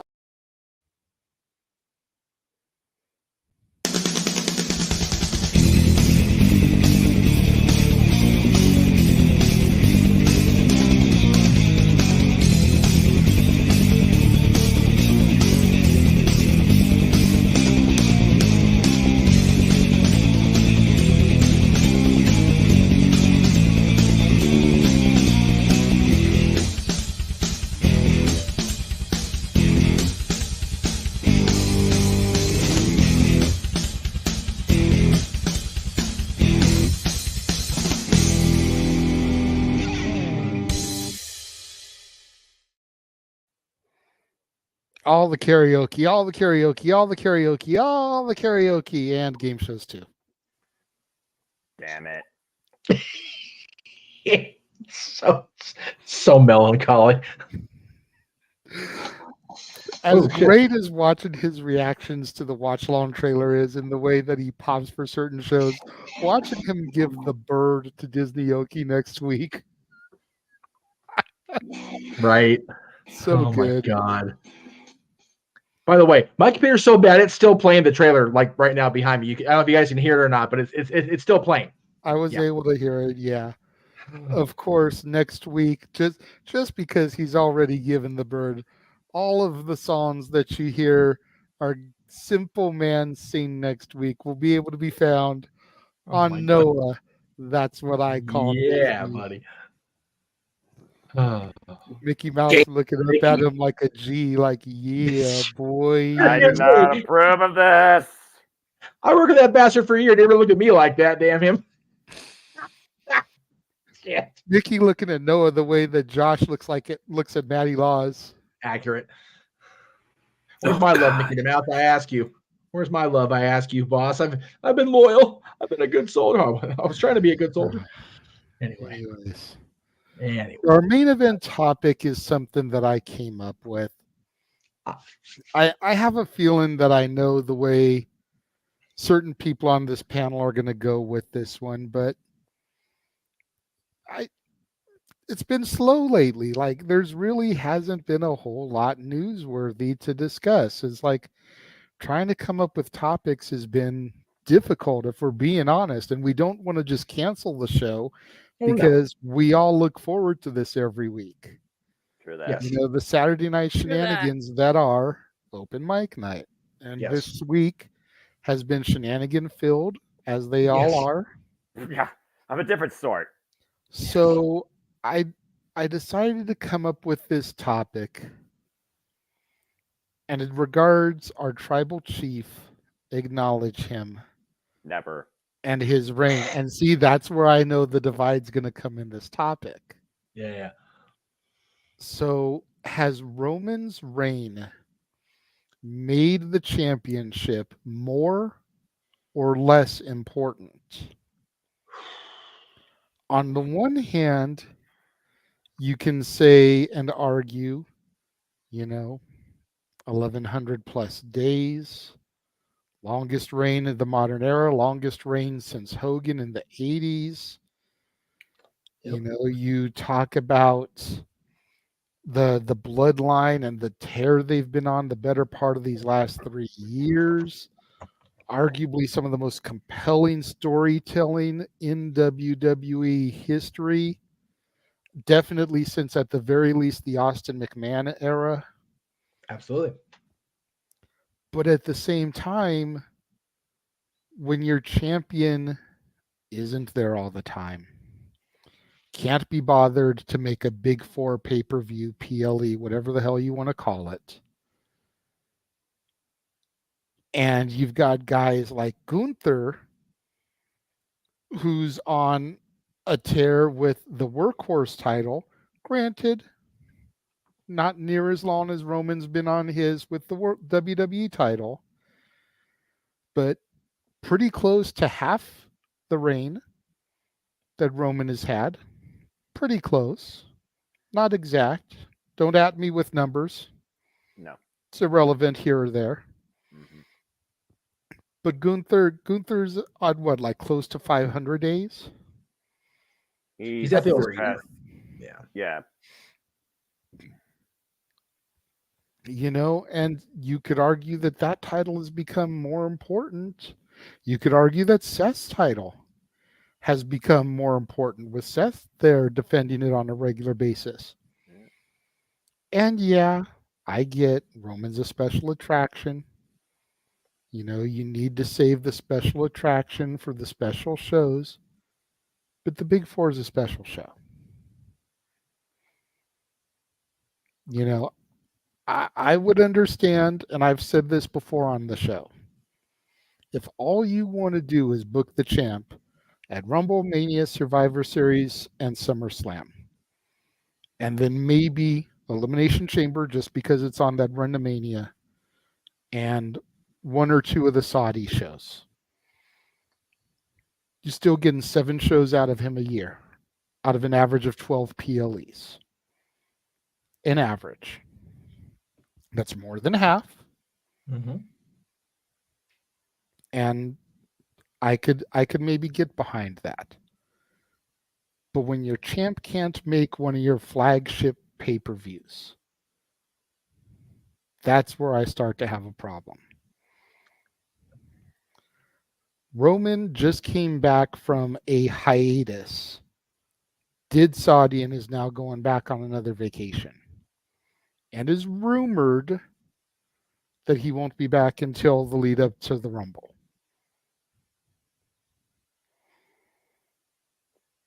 It's hard to be excited about that championship when the champion has no television presence. Yeah. At least for me. I don't know about the rest of y'all. I have a feeling that Jeff will say that Roman has made the title important. It's must-see television. I have a feeling that Noah is going to say he should have been stripped of that title fucking 300 days ago. Get him the fuck off my television. He don't want to be there anyway. Cut him fucking free. Free up that money. Hire some other talent. Hire Will Ospreay. Fire Roman Reigns.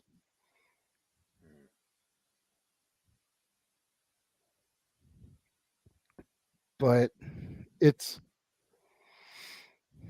I just felt that this was a good debate topic to have here because everybody likes different things.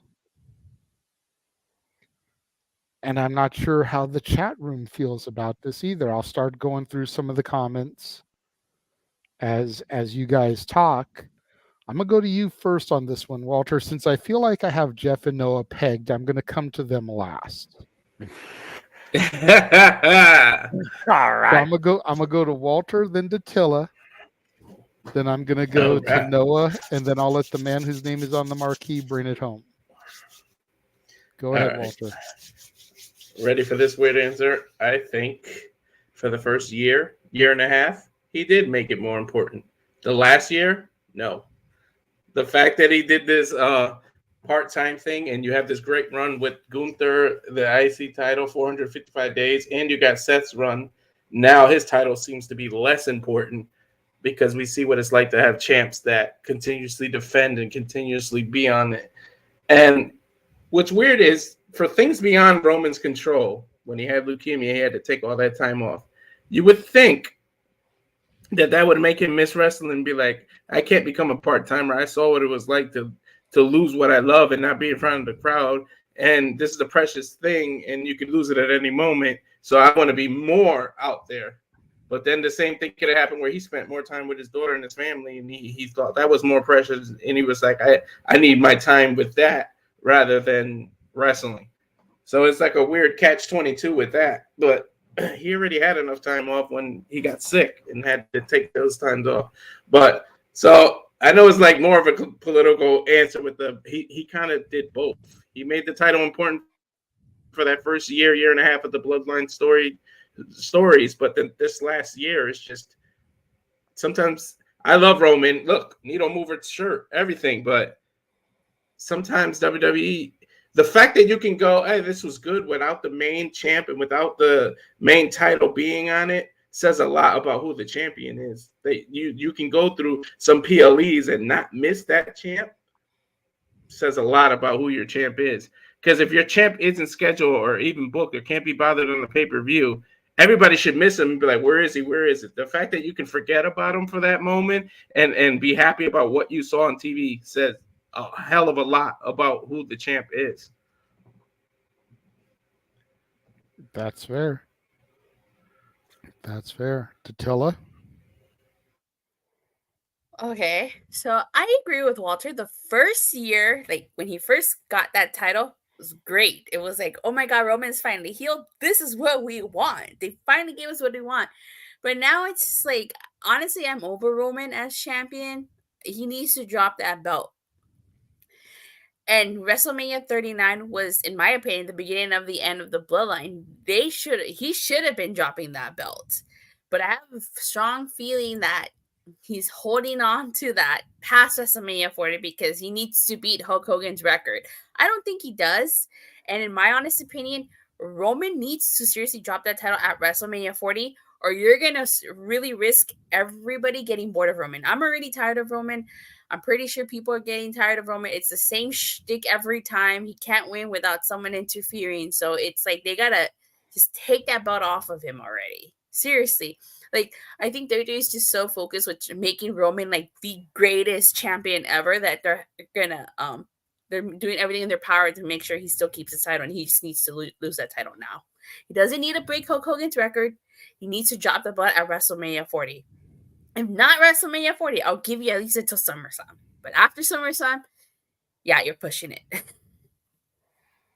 Yeah, I completely agree. I am one of those people that is slowly starting to turn on Roman. You know, I've said it before on the channel. You're still kind of fresh to the presentation, so I'll go ahead and repeat it since you're here. When I first got back into wrestling, I was like, the fuck is this Roman Reigns bloodline shit? I don't like it. After a couple of months, probably right around the time Sammy became a prominent fixture within the bloodline, considering my history with El Generico, okay, this is getting good. I acknowledge my tribal chief. WrestleMania 40, I was one of the few people with my one up in the air when he defeated Cody Rhodes. 39, excuse me. I was one of the few with my one in the air acknowledging him when he defeated Cody Rhodes.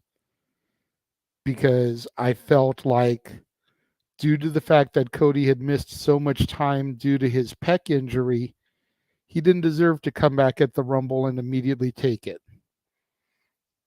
I was okay with that. But the more time he's missed, the more time he's taken off, the more opportunities that have passed for logistical title changes that haven't been taken advantage of, the more I'm like, okay, I almost don't care anymore, because the thing that I keep coming back to is whoever takes the belt off of Roman at this point is immediately going to have a less successful title run than Roman Reigns did. Because we know that whoever dethrones him is not going to have an 1,100-day run. If we're being point blank honest with ourselves, at best he'll have a 6-month reign. So what was the point of this 1,100, 1,200, 1,400, 1,500-day reign if the next person to get it is going to lose it in 6 months? Or heaven forbid, less. You know, Cody Rhodes dethrones Roman Reigns at WrestleMania 40. Damian Priest cashes in on him, takes the belt right off of him. So now you've had this long 1,200 something day reign. The tribal chief, the head of the table, has been toppled. And you've got 2 new champions in the span of 10 minutes.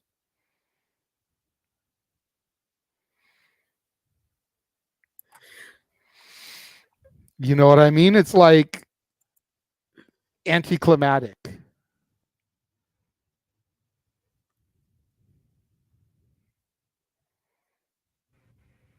You're gonna get the whole, well, you're no Roman Reigns after whoever wins it. It's gonna always be compared now. But You look like you wanted to counterpoint to Tilla, but I just wanted to say something, but I just wasn't sure if you were done, if you were frozen. No, I was just gonna say, to add to your point, the whole point of Roman's title reign is because they just want to turn him into, like, you know, what they always wanted, you know, the face, and make him be the greatest champion in history, because they put their eggs in Roman's basket for so long. That's the whole point. That's the whole point of this. And to add to your point about Sami Zayn, thank God they inserted Sami Zayn into the Bloodline storyline, because if it wasn't for Sami Zayn, the Bloodline storyline would have gone in stale a long time ago. Yep. Sami Zayn is what added, pun intended, the fresh blood to the bloodline. And especially when he got on the mic that night and said that Jay wasn't feeling oozy. Yeah. That was hilarious. And then you could even see it on Roman's face. He was trying not to break. He's like, is that it? You're just not feeling oozy? Jay almost broke too. Yeah. Jay did break. Roman was doing his damnedest. That's true. Go ahead and ask your question, Walter, and then we'll go to Noah. No, I was just going to say the problem is that from Ruthless Aggression, they went from Super Cena to trying to find the next Cena. Now they got it in Roman Reigns, and they're doing the same thing they did with Cena, kind of just keep it going and throwing it down your throat and over again. So they went from like Super Cena to Super Roman, and now that's the issue. The difference, though, is that Super Cena didn't have an 1,100-day run with the championship. That's true. That's true. That's true. Yeah, the longest he went was just over a year. And I mean just over a year. No, oh. I've been waiting for you because I know how you feel about the tribal chief. Damn You will put your one in the air for him, but it's this one. Yeah. Go ahead, good sir. It's funny. Yeah. Look, y'all already know what I'm a fan of, all right? I'm always going to be that guy that has a bit of a different view of discretion when it comes to the platform known as sports entertainment for general purposes. The last 2 years, it's kind of stirred the Kool-Aid with me. And then 39 was the proverbial camel, the proverbial, straw that broke the camel's back. And you all saw my reaction to that. At the end of the day, you got to consider, first off, the aftermath. Whoever gets this championship, for focusing on the championship particularly, they have to try and continue a legacy of the Frank's Mustard, WWE Undisputed, 250 words longer than a Spanish person's name. No offense, Attila. None taken. Thank you. I appreciate that. Cultural reference, folks. They got to continue that legacy forever it's worth at your local WWEshop.com 20% discount. All right? They're not going to reach 4 digits. Hell, they'll be lucky to reach 3 digits. And I'm not even going to do apples to oranges to bananas or pears when I look at the other champions of the other companies and their legacies going right now, et cetera. Or the great champions I remember, like Cena, who only had it for 1 year, or Kazuchika Okada, who had it for 750 days during one run. That's a whole different conversation for another day. The status quo of champions and championships. Anyway, so at the end of the day, whoever takes this title from Roman is going to just simply be known as, so he's the guy that basically is trying to be Roman. We are not the ones to believe that he can surpass Roman. Okay. And I'm supposed to buy into him. While you guys have been lazy asses that haven't been able to find somebody for the last 3 years of an iota to fill in that spot. You couldn't give it to Legacy. You couldn't give it to Family. You couldn't give it on enemy territory. So why should WrestleMania 40, if it happens with Cody, fucking mad at me when Jey Uso already exposed his vulnerability? But again, that's Roman Reigns. No, I figure at the end of the day, the fact that he's held it this long with so much period of indefinite nature, whether it was on-screen presence or title defense, he's made the championship way less important to the point now. No one gives a fuck about the championship. I guarantee you. It's more so about, okay, who's going to be the guy that's actually going to let pin Roman in a one-on-one match that we are supposed to believe can be the next face of WWE for 1 year, 2 years, 3 years, 10 years, who the fuck knows? At the end of the day, though, I'm just going to stand on record with this. If Roman Reigns is not out of the spot. Fuck the prop. Big G said best. The titles in WWE are just fucking props at this point. There's a reason why Rhea Ripley only had 1 real title defense at Saudi Arabia. All right? And you can call that for what it was. If Roman doesn't drop whatever the fuck you want to call him in WWE in WrestleMania 40, I literally might be done with WWE because I'm tired of the same damn lame break shit. Seriously, give me a fucking break. I understand legacy, history, I understand brand and marketing, but God, how long, freaking longer than a WWE 2K23 My GM rivalry that's harder to build, it seems, than a fucking actual storyline in WWE? Are you going to have this stale shit going on and expect me to buy into it? Yes, the championship's become less relevant with him holding it because of how long it's been and how much actually has happened with it, particularly in the longer run. Okay, so at first it felt different. It felt theatrical. It felt cinematic. It felt unbelievable. In the last year alone, Roman Reigns has become the guy that we are sick and fucking tired of because it's the same lame break shit. I'd rather watch Fast and Furious franchises than Roman Reigns matches. All right? Damn. Freaking Sami Zayn only added new life to the blow when he injected himself, and I'm pretty damn sure I'm fucking tired of shit. Come WrestleMania 38, if it wasn't for him.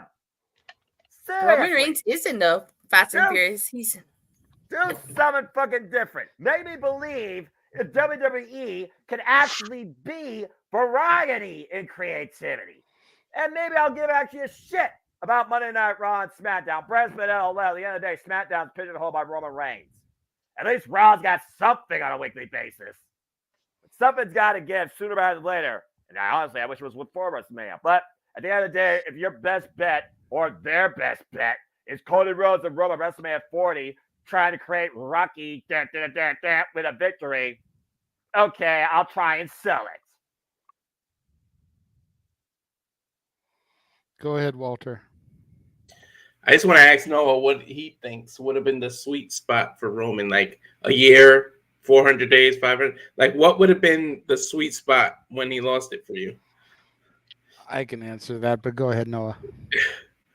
I mean, do I need to answer it? I think I've already spoken my piece. Go ahead, JJ. For me, it would have been Madison Square Garden. Mm-hmm. Yep. Mm-hmm. Finishing the story. Mm-hmm. Because the Roman would have gotten past the 1,000 days. Yeah, that's all. Which that was the money. That was the marketing. The 1,000-day shirts, which they did. Yeah. Much to Noah's chagrin. It doesn't matter. They made shirts. They sold that shit. Roman would have gotten past the 1,000-day mark. Cody could have won the Money in the Bank briefcase. Cashed it in at the Garden, which is where that photo of Dusty with the title was taken. Yep. He could have finished the story by dethroning Roman in the same house that his father thought that he had gotten the title. That is how you finish the story. You tie all the ends up. You get to where you want to get with the 1,000-day mark. And everything makes sense. Oh, you don't want to do a title change on SmackDown. They're trying to negotiate TV deals for next year. Yeah, the fuck you do want to do a title change on SmackDown. Anything can happen on any given night. Yeah, actually make WWE TV believable. Actually make WWE TV different. Actually make... What the fuck, Big G? Wow. All right, I'm going to pause my rant for a moment before I give my thoughts. JJ, acknowledge that. That's more worthwhile than Roman Reigns.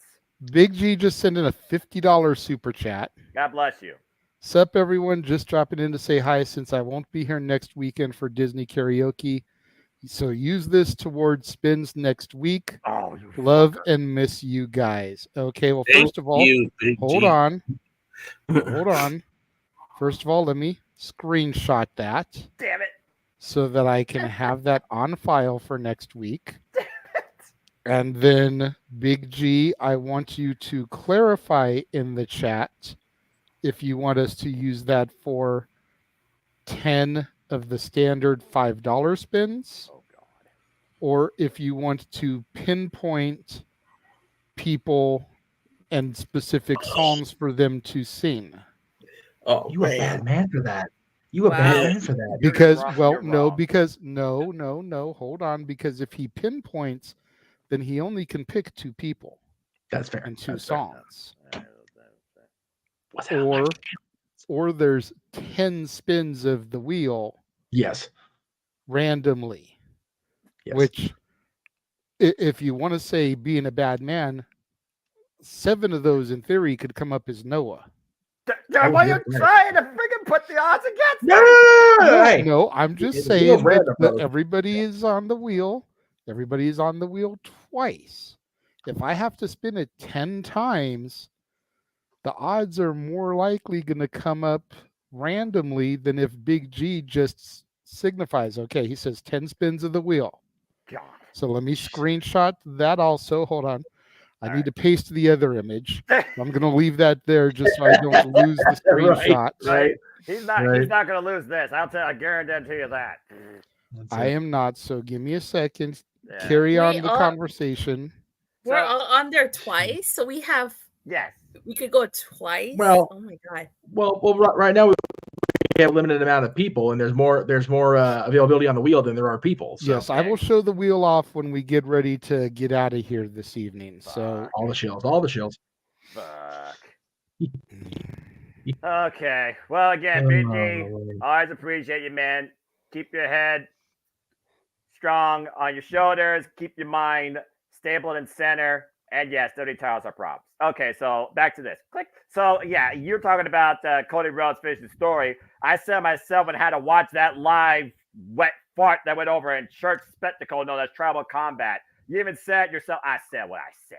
You even said yourself when we even did our recall, who was the first man to pin Roman Reigns in the WWE? We just film and give you 4 choices here. No, we're not doing that shtick. It was freaking Jey Uso. Duh. So Jey Uso was the first guy to fall in line. And there you go. I went towards your channel, Jeff. Jey Uso was the first guy to fall in line. Jey Uso was the guy that you wonder was going to have a freaking spine thanks to Sammy. It was Jimmy, the ultimate hypocrite in WWE, that instigated face at Night Champions. And then he fought on behalf of his fallen brother in what was supposed to be tribal combat. If you're not going to give it to a guy who, at the end of the day, your main eventer became nothing more but a karaoke singer in his home country with Tyson Fury, then why not give it to Blood? Blood beats blood. It writes it fucking self. Jey Uso, who was literally over like Rover, made up at Jay, as the name perceived, literally was the guy that felt right to take the title from Roman Reigns. They didn't pull the fucking trigger. Why? Because they don't have a damn idea beyond Roman Reigns. And I still don't believe that to this day. Putting out for WrestleMania 40 to be a finish to the story when honestly, that stage really shouldn't be. It's still very highly unlikely for me to buy into and believe it. Walter, you're funny. I'm still tripping off of that $50 super chat to Jeff's channel. Me too. So peace. And speaking of which, the man whose name on the marquee, I believe, JJ, you said is the guy that will bring this thing home. So why don't you go ahead? Because I am done. Go ahead, Jeff. First, you can address Big G because I know you would like to for that, and then I'm curious to see what you're going to say on this topic. Because and how am I going to debate you? Probably. Well, first of all, let me hand this to Noah so you can drop it. Second of all, G and a lot. You guys know how hard it's been the last month or so. So, thank you. Okay. I did put some images at the very bottom of the overlays, if I may, in order from the one on top down to the bottom. Go for it. Or do you need me to click them? With this thing, please do it for me. Okay, let me go over there then. That's a delay. I've got to get away from the comments. No, you're good. You said to go from the top to the bottom? Yeah, from top to bottom. Okay, so the one with the 5 in there should be the first one. Let me just make sure. Yes. Okay. Roman Reigns right now is in the 5th longest reign with the WWE Championship, the one that goes back to Bruno Sammartino. Yes. That has been verified and Statboy approved. Yes. Yes. Currently, overall in the history of World Championships contested in WWE, he's in the 6th longest, only because Pedro sneaks his way back in there. You can go to the next slide. The next. With that stat, Pedro joins the group again because I'm sorry, 5th longest World Championship reign and then 6th longest with just the WWE Championship. In history, going back to the NWA formation, 1948, he's number 10 on the list, but he's still in the top 10 of all time, which is ridiculous. Right. The reason it's ridiculous, you can go ahead and clear the screen now. Thank you, sir. The reason it's ridiculous is because in this, however long it's been, almost 1,200 days, he's made 30 defenses. Mm-hmm. 30. Hogan, in his much lamented 1,474-day reign, had 137 title defenses between TV and house show. Now, different time, different opponents were the two key factors there. The 80s were the 80s. You know, there wasn't primetime television except for that wasn't even primetime. That's not even it wasn't even primetime. The first time Hogan defended the WWF Championship on primetime television, network or otherwise, was when Andre DiBiase screamed out of the title 4 years in. So there's that. As we cover on our journey to 40, me and JJ, and speaking of JJ, pause quick, Jeff, because ding, ding, ding, ding. Thank you very much, Walter. Greatly appreciate that. We share the love here, so here's this for you, JJ. Like, share, subscribe, buy a shirt, hashtag stick to my shtick, copywriting that soon. That needs to be the Walter shirt. Stick to my shtick. Copyright sign Walter. Was the $20 more for the super chat for me to sing just from that guy or for anybody? You know what? Fuck it. I got $50 super chat. I'll sing what the hell I want to sing tonight. I don't give a shit. Right? Okay. I'm on the show too. I'll sing what I want to sing. Shit. Yeah, I will. I was going to say it was originally that he needed to donate it, but you're the man whose name is on the marquee. That's fair. We've gotten another $75 since then. So if you're willing to break out with my baby tonight because of that, then by all means, in honor of Big Baller G, yes, got to break out the J. See, it all ties together. But the caveat will be because the gentleman who threw it out there didn't do it. I will sing it in Bruce Pritchard style. If you know, you know, folks. Okay, now the reason I throw all these stats out is I'm actually going to agree with Mr. Foster. Yes, when Roman began this epic journey of his 3 years ago, it felt important. It's like, oh man, they're doing the thing with Roman. They're doing the thing, and they did, and it was awesome. And when Sammy was injected into the bloodline, so I did there. It felt important. Mm-hmm. And when Sammy affirmed his loyalty and kicked Kevin's head off after giving him a shot in the Montreals, it felt important. And then they turned on Sammy. And then Roman won at WrestleMania this year. And he still retains the title. And his own cousins turned on him, except Solo, who, destroyed John Cena. And, John Cena looks like very Nostradamus-like, doesn't he, this week? Anyway, strike's over. I'm going home, kids. See ya. I see it. That's all. You literally can't see me. I'm going back to work, dog. Anyway. I mean, you know what, though? If he is, we love you, brother. And John knows that. It just keeps going. And I will say, for the record, if Roman drops the title to Cody at WrestleMania 40, after not having done so here, after not having done so in the Garden, you all can make one of two choices. And in your heads here as we march toward Philadelphia. Either you really want to tune into the post show or you really don't want to tune into the post show. Oh. If Roman loses to Cody now at WrestleMania instead of doing it in front of that crowd that I was part of, or at the Garden when JJ and I were JJ Spear, I just kind of latched onto that like a sad little puppy. You and every other internet wrestling journalist that didn't want to give me credit for it. Boom, including the NorCal nitwit. He done said it too. I saw it. All right. Anyway, we got the other $20 from 26 there we go. miles. Dude, $70. Fuck. Glory, very much, super chatting. Anyway, I love that username. Preview of my voice. There you go. Join the choir tomorrow. Fuck it. Oh Lord. Probably not. I will scare even Jesus away. That's how bad my singing is. Anyway, Julian Hall. worse than her. No shit. JJ can't test. Yes. There we go. But not copyright.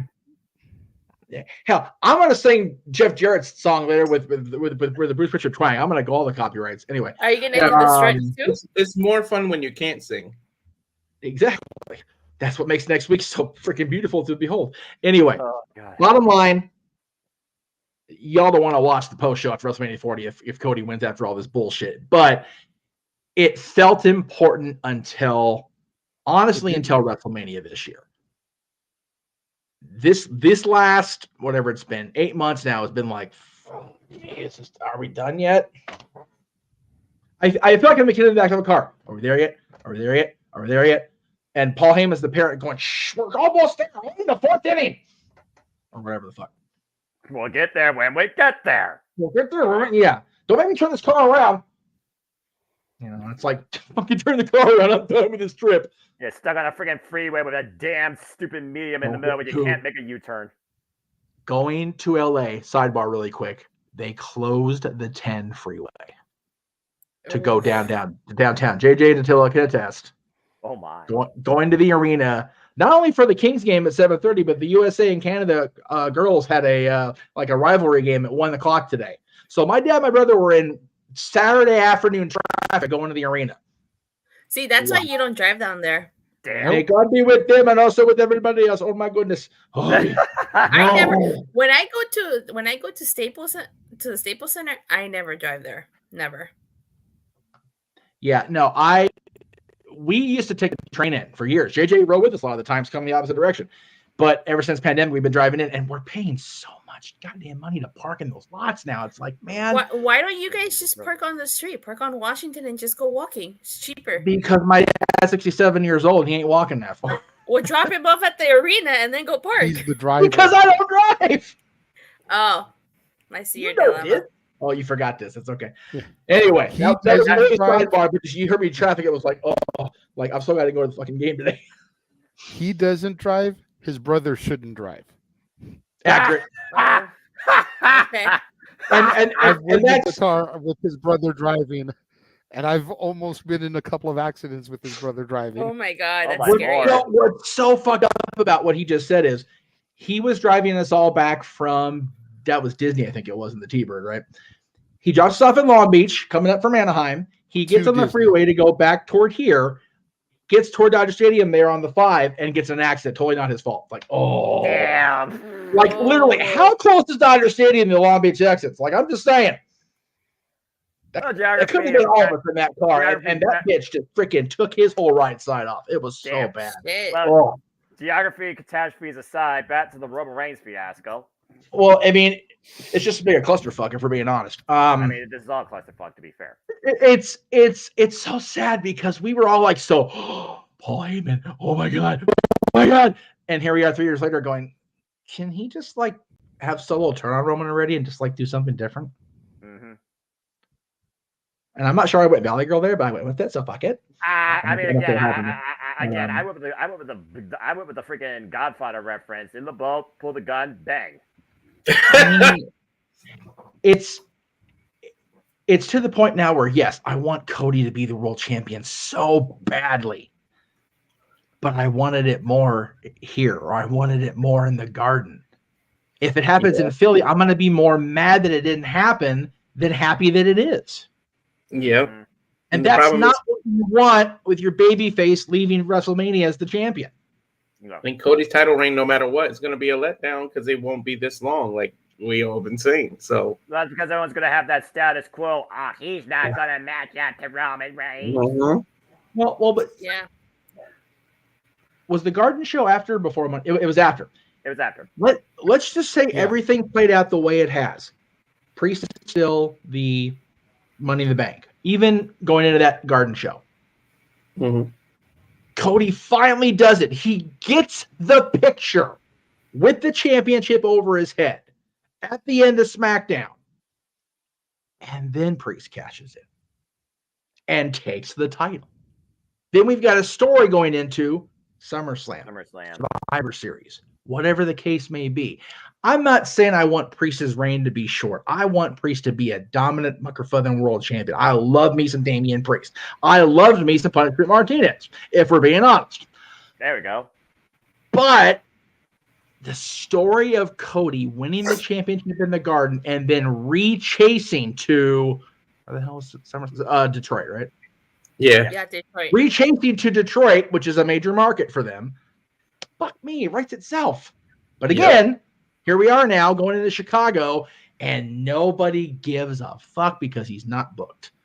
Everybody's talking about, ooh, maybe Punk will show up. Ooh, maybe Orton will return. Ooh, maybe we'll get a decent women's. Maybe Orton will show up. Nobody cares. Damn, Jeff, that would have been a good way to book it if they did that with Cody winning and then they get cashed in on versus bubbled immediately, and then when he wins it the second time, you get very emotional. Because that way, JJ would have been right because the story would have been there. He would have finished the story, but then, we're opening a brand new book right now. But all that matters is that Cody would have finished the fucking story and we would have been done with this shit. That should have ended at WrestleMania 39. What do you always say? It's not hard to book. It's hard to... No. Pause the fucking brakes. They're the biggest money cow ever in the entertainment industry. They got no fucking financial excuse.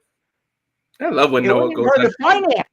Because they had it right there. They had 161,000 people over 2 days. He finished the first day with me sobbing like a goddamn idiot because my boys are the World Tag Team Champions. Give me the same result the next night with one of my favorite people ever in the business. Not just people I like watching, but one of my favorite people, period. One of my favorite families, period. Leaving WrestleMania as WWE champion. JJ, you were lucky I didn't break my fucking chair that night. Man, I was there live. And I was also like, what the heck? I was kind of I've never wanted to walk more slow and yet more fast to the car in my life because I knew I was going to walk into it when I got into the stream at WrestleMania because I knew James was going to go on one. And sure, I wasn't even in the stream 2 minutes. I'm like, oh shit, turn the volume down. It was a rough second night on a lot of levels, but again, yeah. And then I had a rough third night at Raw after Mania. Well, that we not talk about the worst freaking. Nope, not going there. Not going there. But Raw in general, the last few years after Mania have been so disappointing. Well, we're gonna hope it turns around because we are gonna do a watch along of it. God help us. So, well, any more monies? Anyway, even more money's coming in. Gosh. Arlene, freaking Travis and I had to drive from the parking lot, which was a good block or two from the stadium, all the way back here. So I feel your pain. As far as the super chat, I'll have to get back to him because he did say during the anniversary stream that he gave up playing the sax a long time ago. So I'm not sure if he can still. Well, I might not have driven to the arena. I felt both of you guys' pain. It was a pain in the ass to get out of there. Well, it's always been a pain in the ass to get out of the arena at the Inglewood area, whether it was the old Forum parking lot, the Hollywood, the casino, and the racetrack was always bullshit to get out of. I say Ford Field wasn't nearly as a cluster F, but still 11 o'clock at night. It was still a bit of a madhouse downtown. I was fortunate enough to find a lift within 25 minutes when people had the better part of 2 to 3 hours to find one.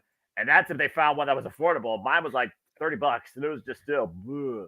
Oh, hold on. Response test. JJ's back. JJ, can you hear me? I can hear you. Can you hear me? Yes. Yeah. I can hear you. Okay. I didn't know you were going to start counting. Try that again. JJ, I am speaking to you. Can you hear me? Yes. Okay. 3 seconds delay. JJ, can you hear me? Are you trying to sing Want to Build a There's Snowman? going to be a little lag, but not too bad. Yeah, it's not nearly as bad before. But the bottom line of the whole conversation, to put a nice little bow on this topic, if you will. Has Roman Reigns made the championship more or less important? The answer right now, I think, by a majority is less. Less in the second half of the reign, without a doubt. Yes, yeah. I mean, again, yes. I'm not gonna chastise him for the entire thing, but the second half has been Again, if I'm willing to watch a fucking CGI a car explosion and a French kiss follow up for 8 times over versus 8 Roman Reigns matches that were recent, what does that tell you from a guy that doesn't watch movies? And those pieces of rock. Yeah, no, that's true. That's fair. I don't know if I agree with Jeff's point about it stopped being important at WrestleMania. I would say with Money in the Bank, roughly. Mm-hmm. Once we got past Money in the Bank, and then it started to get into like SummerSlam is really when I started to feeling like I don't really care anymore. What about Night of Champions that took place prior to that at the end of May, where again it was about going after the tag titles?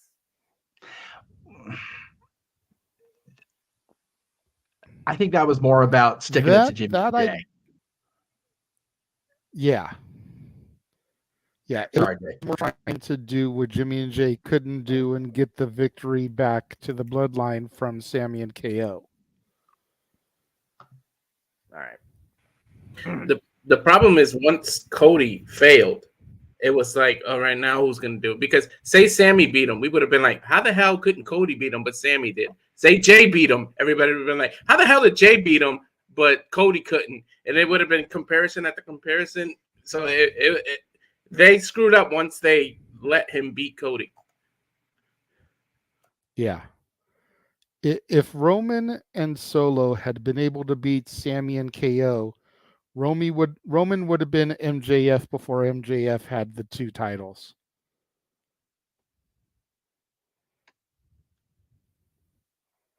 I'll make sure he's done and not frozen.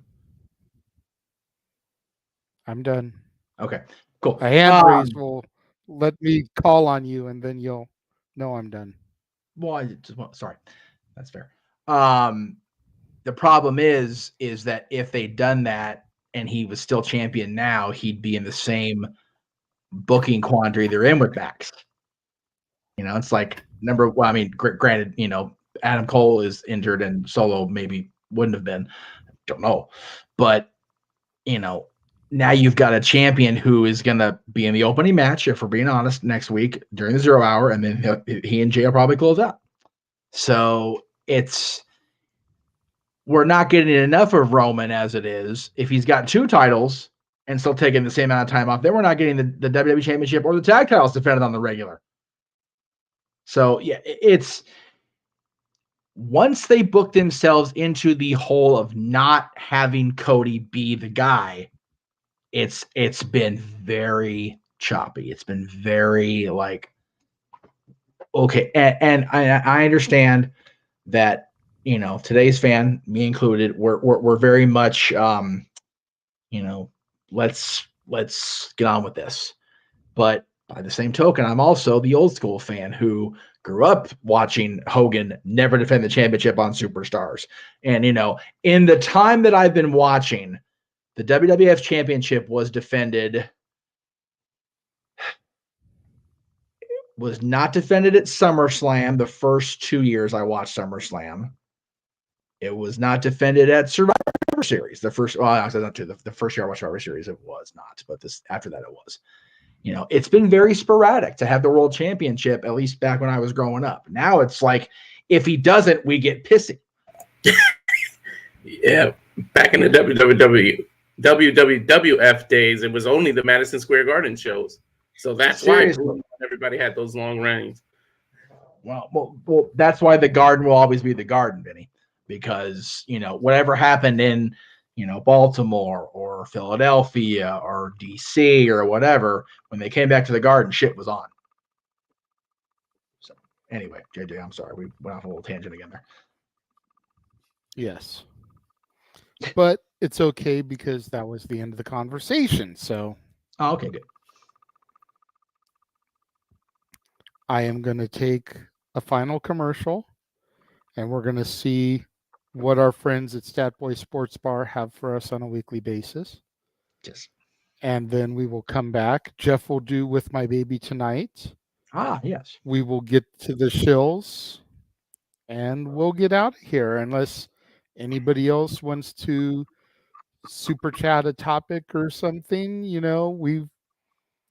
we're very gracious for all the super chats and the love that have been shown to us this evening.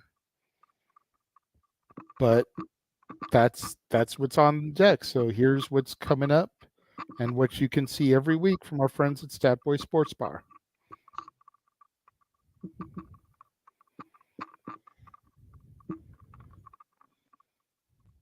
You ever wanted to come into a sports bar where the barkeeps know their game? Well, the Jeff Beecham Network Multiverse of Media has got a production just for you. Sit down and relax as the Stat Boy and his partner break down the statistics in all things sports. Whether it's football, basketball, motorsports, baseball, hockey, soccer, professional wrestling, mixed martial arts, boxing, and much, much more. All are welcome. Your barkeeps here keep you up to date and in the know of everything going on in sports, while also having a pleasant conversation about it all. Your host and owner of the bar, Stat Boy Mike.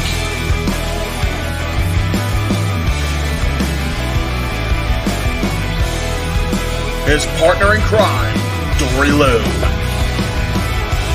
And a host of other guests coming in. The food's hot, the seats are warm, the drinks are ice cold, and the sports talk is plentiful. Cosity 18 Studios presents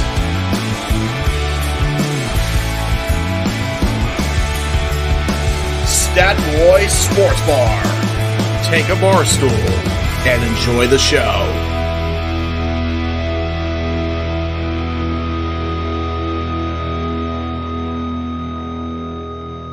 Oh, for fuck's sake, Mikey! And we're back.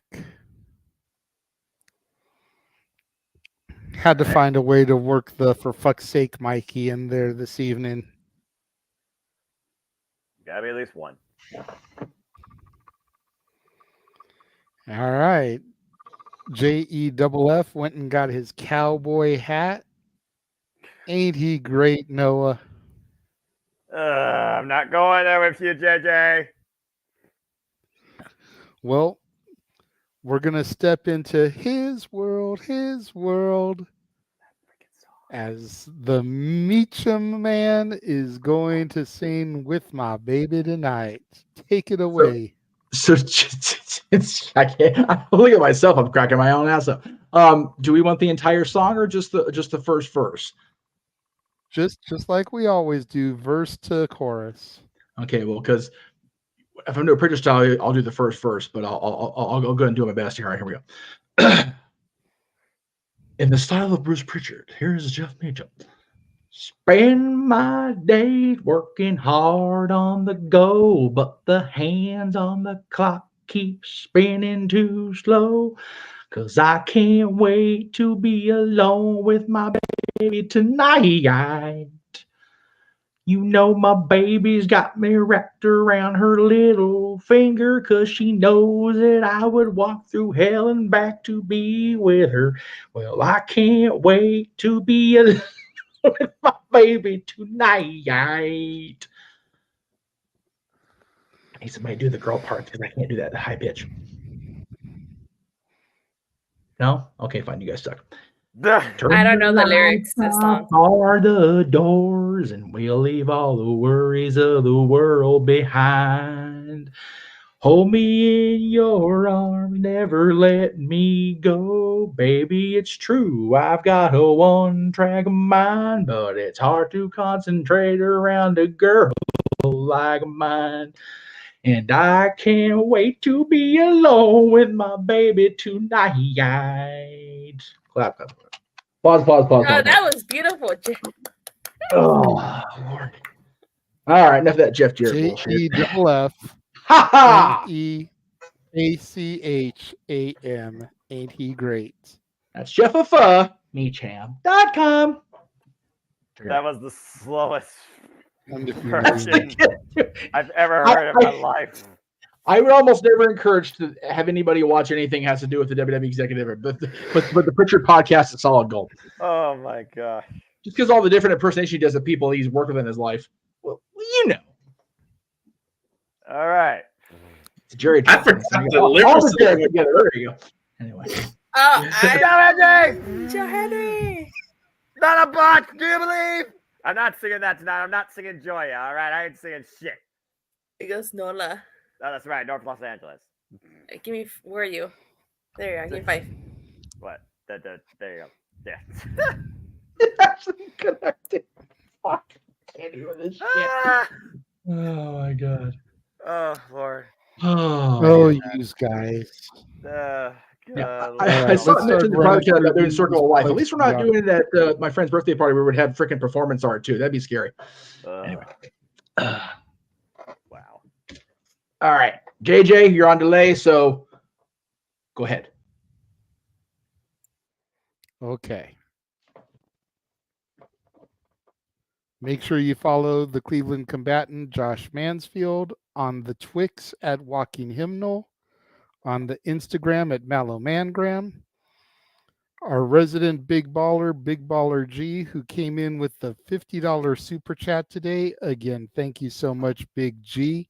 Right. You can find him on TikTok at Big Baller G 1988, on the Twix at NoDQ_Big Baller G, on Threads and Insta at NoDQ_Big Baller G 1988. Make sure you subscribe to the members only section of the Casa D18 Studios channel, where you can find all the exclusive content, including classic match calls from Noah and myself. You can also find me on Insta at the Renegade JJ Williams, on the Twix at ROWJJ Williams, and at YouTube at Casa D18 Studios. Thank you to everybody that is tuning in right now. Greatly appreciate it. Make sure you tune in every Monday through Thursday to the Casa D18 Studios channel for the Love of Wrestling, my wrestling recap show every morning. I do the weekend shows, Rampage, Collision, and SmackDown on Mondays, and then Raw on Tuesday, NXT on Wednesday, and Dynamite on Thursday. Depending on how it goes, once TNA resumes control and has their first set of Impact tapings post Hard to Kill, I may start covering Impact as well. That should be fun. I would love to hear your opinion. You just want to see if I end up believing in Joe Hendry. Let's be real. Okay. Someday you'll believe. He has to believe. Damn it. You know what? I would love to hear JJ just review a Joe Henry match on his Impact if he does Impact Wrestling. Me I and would love JJ to call- hear what me he and thinks JJ of call that. Joe Hendry match. There you go. There's content. Definitely something for real. Follow our friends over at NoDQ.com on Facebook, Instagram, Twix, and YouTube at NoDQ.com. You can also check out the NoDQ review every Sunday, unless there's pay-per-views or some reason that it gets postponed. 5 p.m. Pacific, 8 Eastern. Jeff and I will be on the review tomorrow. So you got to get that hard push in for next weekend. So we're going to be there to shill. We might actually talk about a wrestling topic or two, but we're there to actually plug Disneyoke next week. Let's be real. That's the real reason we're going on the show. That's right. We are there to be salesmen, nothing more. We are straight up whoring ourselves out to be on the NoDQ channel just for promotional purposes. That is the honest God's fucking truth. At the end of the day. Yep. And Datilla hit me up yesterday on Instagram saying if there's anything we want her to plug this week, let her know. So get her that graphic for Disneyoke. She'll show that on Monday, Wednesday, and Friday, baby. Oh no, just Monday and Wednesday. Monday and Wednesday. She'll Monday, be there Wednesday. live on Friday. Yeah, that's true. But Go ahead. I'm sorry. Check out Aaron and his live recaps and reactions to Raw, Dynamite on SmackDown every Monday, Wednesday, and Friday. Will you be doing Meech's Musings tomorrow, sir? No, sir, because we're doing Or on that. Monday. Hang on. Let me think. What tomorrow's the 3rd? On Monday. Yes, I will be. My bad. I had to think for a second. Yeah, so, there it goes. Yeah, it's like I said, the graphics aren't showing up. They're showing up quicker on the YouTube screen I'm watching than they are in the room here, which shows you just how fucking slow this computer is. Anyway, Meech's Musings, 7 o'clock Eastern, 4 Pacific. Monday. It really is just going to be talking mainly about what we're going to be doing all week, what we did on Dad's Monday morning, because it's one of our busiest weeks of the year. And I didn't realize we're going to be on November 12th at this point, but man, it's getting heavy. It's down to the wire. It's going to be a lot of fun this week. So stay tuned to all the things, kids. There you go. Check out our bar keeps from Statboy Sports Bar. You can find Dory Lou at Dory Lou Hathaway on Facebook, at Hathaway Lou on the Twix, and at Dory Lou on the Insta. You can find Statboy Mike at Mike Caldwell on Facebook, LB Stat Kid 1977 on the Twix, and Statboy 13 on the Insta. Of course, they are every Tuesday, 4 p.m. Pacific, 7 Eastern. Statboy Sports Bar, talking about all the highlights from the week, whether it's NBA, NHL, NFL. I believe NASCAR and golf still going to. Yay, nay, maybe. You don't know? Okay. No, NASCAR's done for the year. Okay. Follow Greg at the Greg Cherry Brand on Facebook, Insta, Twix, and YouTube at Greg Cherry Brand. Of course, his flagship, The Greg Cherry Show, Wednesdays, 4 p.m. Pacific, 7 Eastern. Will you be there for that this week, Jeff? Should be. Okay. Sorry, I'm trying to minimize my talking so we're not echoing still like a mucker feather all night here.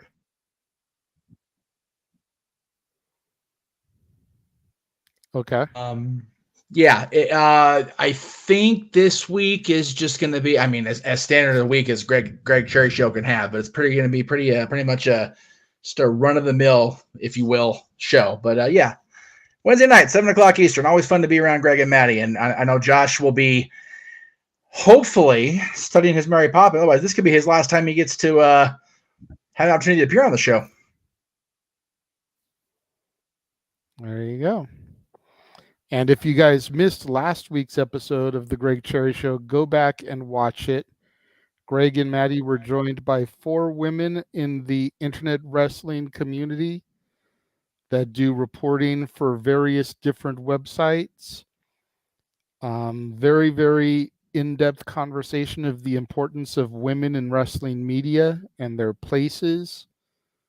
Definitely recommend that. It was a good watch. Datilla, tell everybody about your content. I review Raw, SmackDown, AEW, Dynamite. Now, I'll be live at Full Gear. I'll be the Jeff Meacham Multiverse live event correspondent. I'll be at Collision / Rampage and at Full Gear. So I can't wait for that. And then Sunday, the following day, I should be doing a very special but somber live edition of Legacy of Power, where me and my co-host will be talking about our favorite Tommy-centric episodes, from Mighty Morphin's Green Ranger to Dino Thunder's Black Ranger. So that should be fun. Definitely going to have to make sure that I tune in and check that one out. I know that I didn't follow it as far as you did, but the Green with Evil is going to forever be my favorite Tommy, because that was his introduction. And I've said it to Jeff. We've discussed it before. I don't know if Power Rangers would be where it got to in its 30 years run if it hadn't been for the Green with Evil arc. I feel like that totally changed the trajectory, at least American stateside, for what the Power Rangers was, because now the villain wasn't some goofy clay character that Finster baked up and Rita controlled. It was one of their own. It was somebody like them that had the power, that was able to infiltrate their command center, that was able to get into their Zords and just really stick it to them and bring the fight on a level that they hadn't experienced before. And if it hadn't been for that arc, I don't know if Power Rangers would have gotten out of that first season, personally. You're bringing me way back, JJ, remembering all that. Well, and also, if you think about it, Tommy was a thread throughout the entirety of, or the majority of, I should say, the Power Rangers series. So without that character to thread it through, who knows? What do you think about that, Datilla? Do you think that they would have gotten out of their first season if it hadn't been for that Green with Evil arc? I think it would have been very different had they actually followed the storyline of the Japanese counterparts. But I don't think I think they would have made it more than one season though without the Green Ranger and if they would have followed the storyline. For those that don't know, the Japanese counterpart, Kuru Sentai Ranger, the Green Ranger actually died. He didn't lose his powers, he died. And that's why Tommy eventually became the White Ranger, because the Green Ranger ended up dying in his season. And, if they would have followed that, who knows what would have happened. But, Tommy was too of a popular character for them to go that route. So. Did the Japanese have like a burning green candle, or none?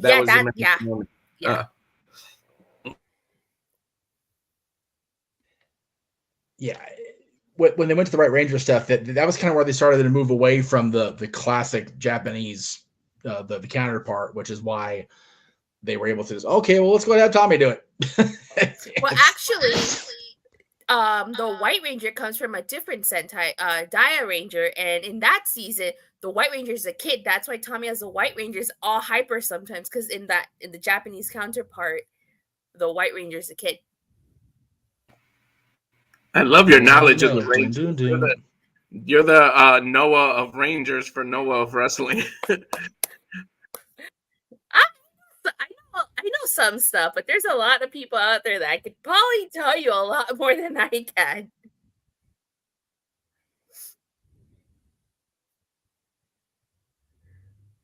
So yeah, the Green with Evil movie series was great. Yeah, and it's the only 5-parter in the entire franchise. Yeah. Yes, Jeff. If I may, on the plugs, before we get even to the Friday night correspondence from one Datilla, these two are going to be on episode 3 of TNA Throwback Thursday for me.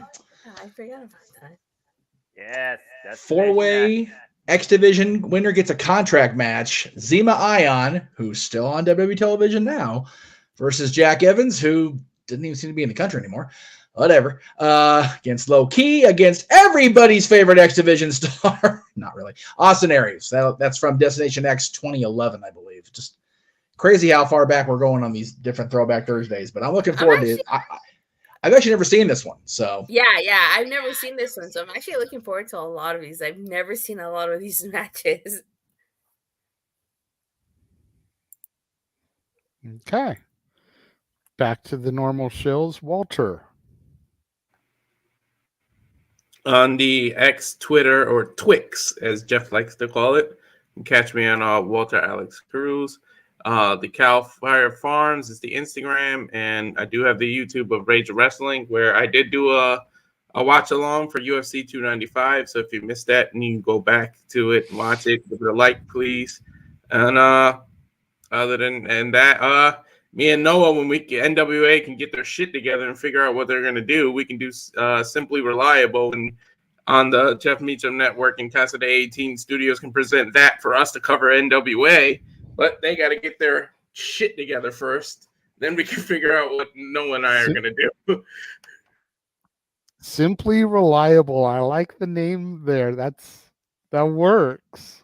It does. Oh yeah, I like it too. Simply Reliable. I like that. Good marketing Master there, strategies. Walter. Noah doesn't market himself. Everybody else markets him. But what do you think, Noah? Simply Reliable. It's got a catchy ring to it. I like it. It flows up nicely. Well done.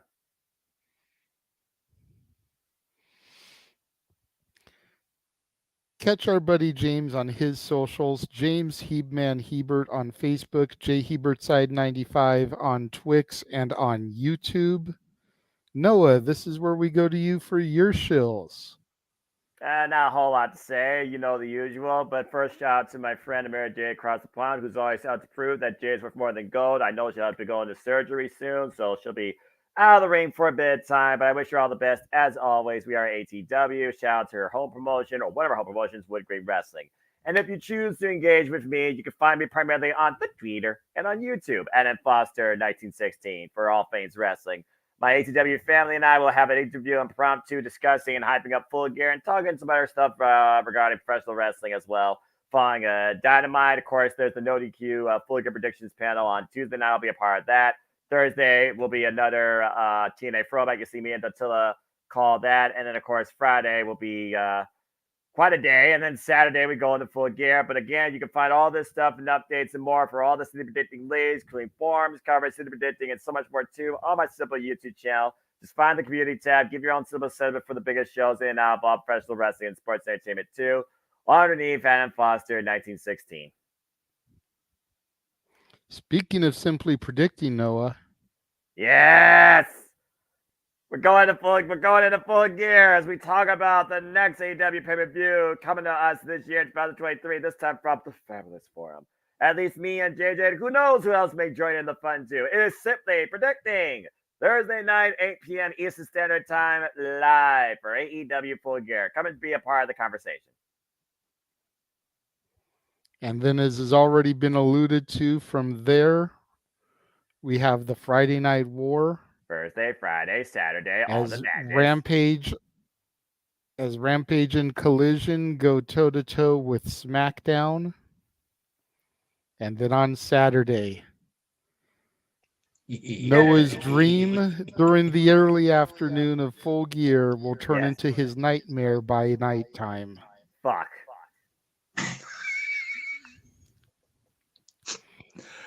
Oh. From instant joy to utter dismay, why must I bear this madness on Saturday? Damn it!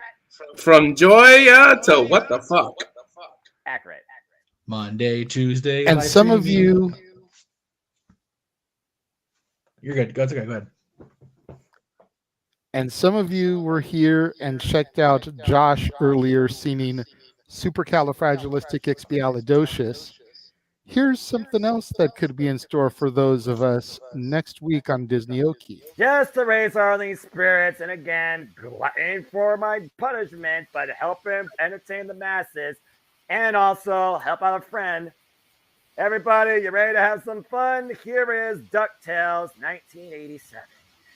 All right, here we go. You have a sea of coins to jump in? Life is like a hurricane here in Duckburg. Race cars, lasers, aeroplanes. It's a duck blur. Might solve a mystery or rewrite history. DuckTales. Woo! Every day they're out there making DuckTales. Woo! Tales of daring, do bad, and good luck tales. Woo! There's a danger, watch behind you. There's a stranger out to find you. What to do, just grab onto some DuckTales. Woo! Every day they're out there making DuckTales. Woo! Tales of daring, do bad, and good luck tales. Woo! Not ponytails or cottontails, no DuckTales. Woo! All right.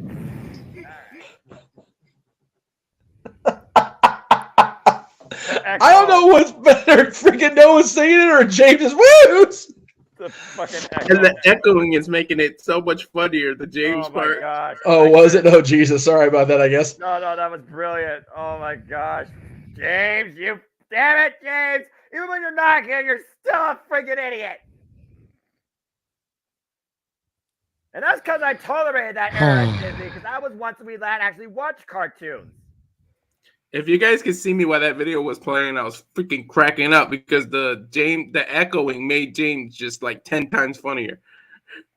Yeah, it did. It did. Not gonna lie. Hey. Okay. Yes, Jeff. What I would like everybody to do if they could this week, and I will send this out to everybody. I saw an ad today. Let me hang on a second here. I saw it not an ad, but like more like a teaser thing on the social medias, and I reworked it to our purposes for next Saturday's open mic night, not so much the pay-per-view. So please, everybody, I'll send this to everybody that please put this out there. I was so proud of the work I did on this, so I think it should go out to everybody because it's going to be a hell of a night, without a doubt. So JG and I have been looking forward to this for so long, and I admit I had a moment of, do I really want to showcase them? Do I really want to deal with this? And I do. I so want to. I cannot fucking wait till next Saturday. So spread the love around, kid. It's going to be a great night. At the end of the day, we've got AEW presenting hopefully some major payoffs of some angles that have been fuck. I can't even. I will neither confirm or deny that's kind of what happened to me. Anyway, shit. Yeah, it wasn't quite that bad, but pretty close. Damn it. AEW's hopefully going to pay off some stories, depending on what they do. And then we're just going to have 4 hours of absolute ridiculousness. It's going to be a great day. It's going to be a great day. Woo!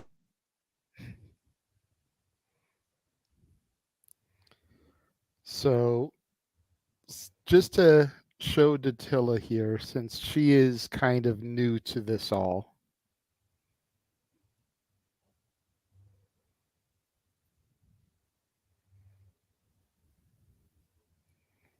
It went quiet all of a sudden. There we go. Because no echo. Because I was loading the thing. I thought someone else was going to be talking. So this is the name wheel. This is what it was set up for the last time. So it shows you were here for that. So you should have a slight remembrance for the people in the chat room that haven't been for a karaoke before. For a $5 super chat, we spin the name wheel and see whose name comes up.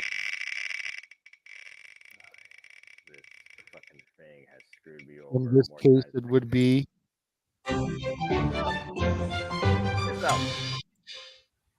you. And then, yes. And then we go over to the other tab. And over here we have decades, basically, the 30s and the 40s, the 50s, the 60s, the 70s, the 80s, the 90s, 2000s, 2010s, 2020s, Prince song, so any strong male lead, princess song, self-explanatory, and villain song. So we would give this one a spin.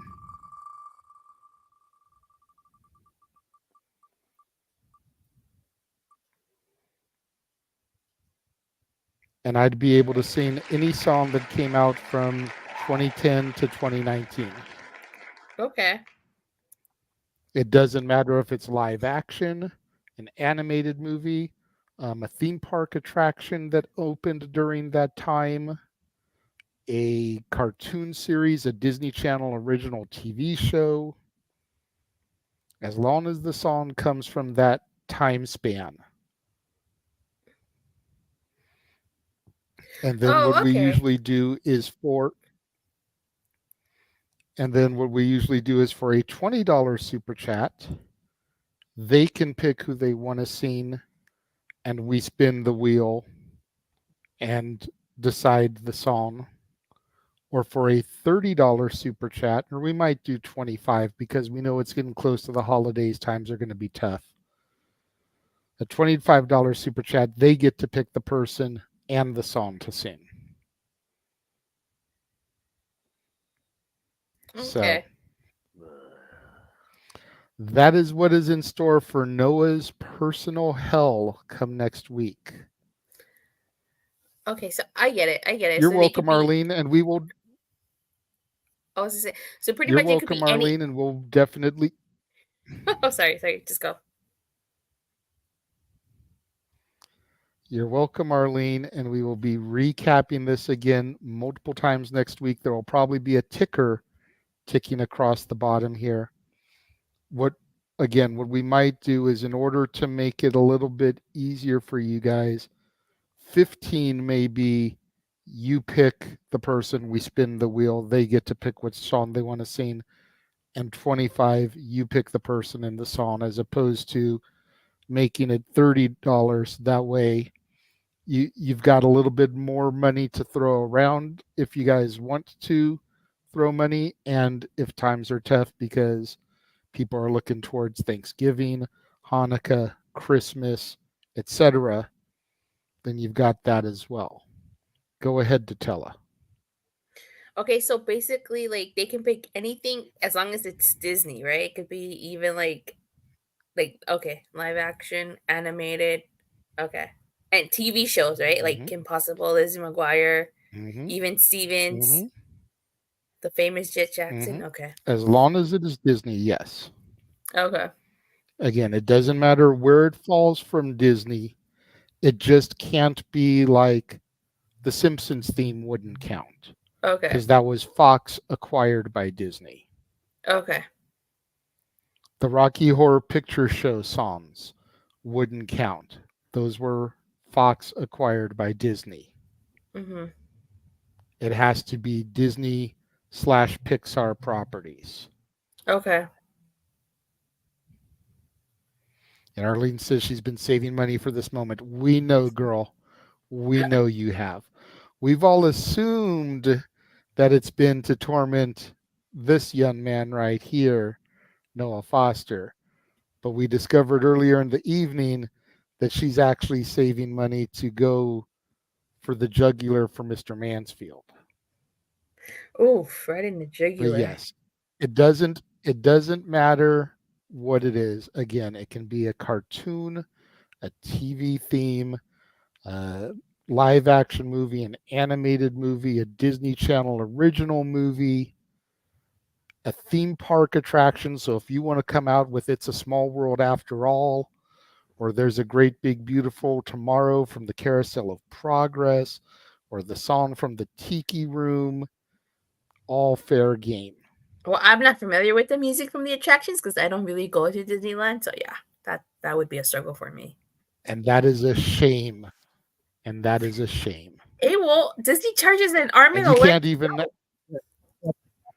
get you in now because he don't work there no more. You mess with Noah, you mess with me, Josh. What the shit is that? We love you, Noah. You can put the dry erase board down. Go ahead. I acknowledge you with your hand up for your question. All right. So first of all, I'm gonna Google clarification on this in the coming week. But would the songs that Michael used in Captain EO count? Were they written for Captain EO, or did they just happen to come out at the same time Captain EO was being premiered? Do we know? Another Part of Me was a part of the Bad album. That would okay, not that's count. right. I guess that won't count. Okay. We Are Here to Change the World, I believe, was written for Captain EO and then was released on a Michael Jackson anthology later on. Nice. So I believe you could use that one if you wanted to. I was just throwing it out there. I was genuinely curious. I don't think anybody wants to hear every single Michael Jackson song, for being honest. But what would be really funny is Did Prince do any soundtrack songs for Disney at all? No. Damn, I was going But to say if Prince people songs. want to pick the Michael Jackson one for you to sing, then you got no choice. Now that you've thrown it out there in the ether like that. And I think if someone wants to super chat enough to make Jeff sing a Michael Jackson song, then Jeff needs to get his big self up and do the Michael Jackson dancing too. With all the twirls. I've got the trophy hat. I'll pull it off. I don't give a shit. Oh gosh. What's the matter, Noah? This is not We are here to ruin his world. Gonna ruin his world, yeah. Well, since we talked about Power Rangers earlier, if anybody aside from Danny still wants me to do any Power Rangers theme, it can only be from Ninja Storm to RPM. That was the Disney-owned seasons. Nothing before Ninja Storm or after RPM. Just Ninja Storm through RPM. There you go. Yes, Jeff. I mean, one other thing. You said nothing that was prior to the Fox or any of the acquisitions. Mm-hmm. I'll make a request, JJ, you can answer next week. If there is an actual song in the Star Wars Holiday Special, somebody actually wants to hear that, I say we let them do it. Because that shit's pure evil. There's a couple of songs I kid, in there. I jest, but yeah. Or better yet, during the Christmas karaoke. But Muppet Christmas Carol is Disney. Okay, yes. I will only request that if somebody wants to pick a song from that movie and they want to pick the Kermit song, One More Time Christmas, save that for Christmas Eve karaoke, because that's just perfect. Agreed. Well, the eve of Christmas Eve, it'll be the 23rd show, but yes. Either way. Arlene says, I thought Noah would be excited that I wasn't going to make him sing. If I may, Arlene, and Noah's probably going to kill me for this, don't completely let him off the hook. I think Noah has grown accustomed to you super chatting to hear him sing at least once on a stream. But if you want to spend the majority of your money to get Josh, by all means. But I think even Noah himself would be slightly disappointed if you didn't super chat to hear him sing at least one song. Because you figure that DuckTales clip was just for you.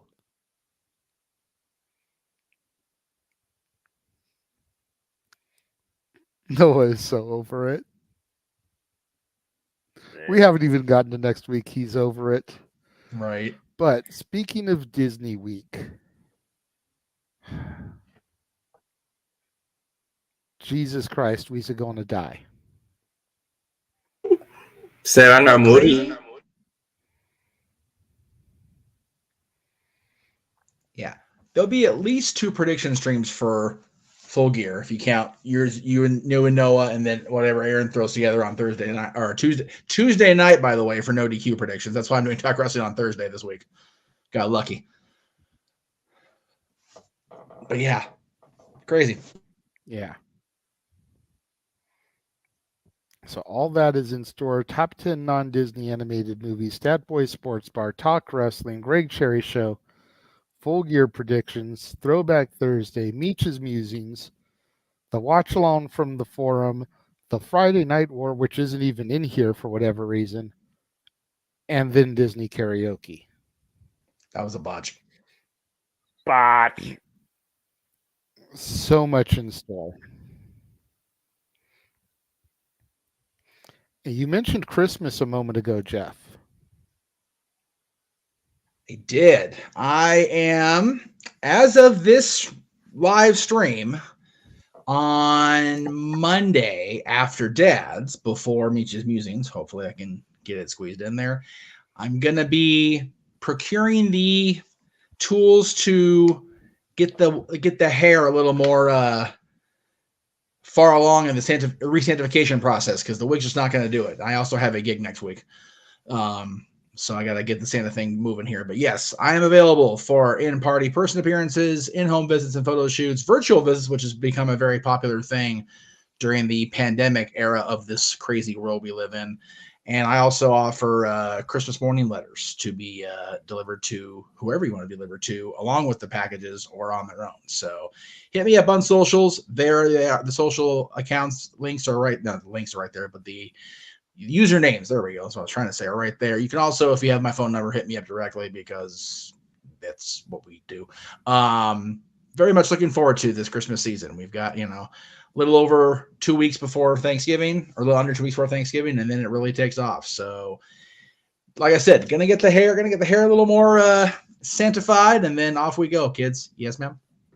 I have a question for you, Jeff. I'm just curious. Do you also do you give out coal too, or no? So I've not before, but I do know a place where I can get either prop coal or real coal. If you feel that a person in your party is so inclined or so bad behavior that they need to have a lump of coal brought by Santa Claus, I am your man. I got you. So you let me know. Okay. All right. It's been a good show. Technical difficulties notwithstanding, been some good conversations. Considering there wasn't a whole lot of news, some good talk, good discussion, a little bit of debate. We got to play, where is it? This clip a couple times. Shut the fuck up, John! Which is always a good day. We thank everybody that is tuned in for all the love, all the super chats. It definitely warms our hearts. Emmanuel says he's been trying to donate, but the phone's being dumb. At this point, Emmanuel, save it, brother. We're about to sign off. Save the money for next week. Put it towards the karaoke. Seriously, y'all freaking gave me $17 for the two of you alone. Thank you guys. Golly. So that being said, again, thank you all for the super chats and the love shown. For the simple man, Noah Foster. For the reliable one, Walter Cruz. For the Cleveland combatant, Josh Mansfield. For the lovely Datilla, who teleported to the command center via the Morphin Grid. And the man whose name is on the marquee, Jeff motherfucking Meacham. I am the Renegade of Wrestling, JJ Williams, and Noah, please take us out of here as excellently as you always do. Good Lord Almighty, you might as well have an IT conference how many technical difficulties have happened here tonight. But thank you all for tuning in and enduring the glitchy madness that was episode 93 of Open Mic Night. And again, why do we do this? Especially why do I endure this madness?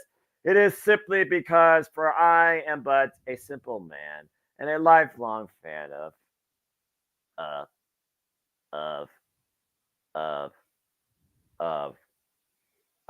professional wrestling. Damn it! But I digress, as we only wish to encourage you. There are no winners, there are no losers, there are no betters. Just fans of opinions with this passion we all share. So at the end of the day, folks, support one another, respect your, protect your mentality too. Treasure your families and just enjoy life and enjoy professional wrestling and go spend your money on a turkey, not karaoke. It's as simple as that. Yeah, that rhymed. I try. Yes, Jeff. Noah saying what episode number this was just hit me with something. Episode 100 is going to be the night of AEW World's End. Yep. Or the day after, because we're doing our open mic night on New Year's Eve. New Year's Eve is going to be episode 100, kids. Stay tuned. Good Lord. Mm-hmm. We already did that math to figure that out. Yep. It works out so perfectly that the last episode of the year will be episode 100. So, again, thank you all for joining us and tuning in.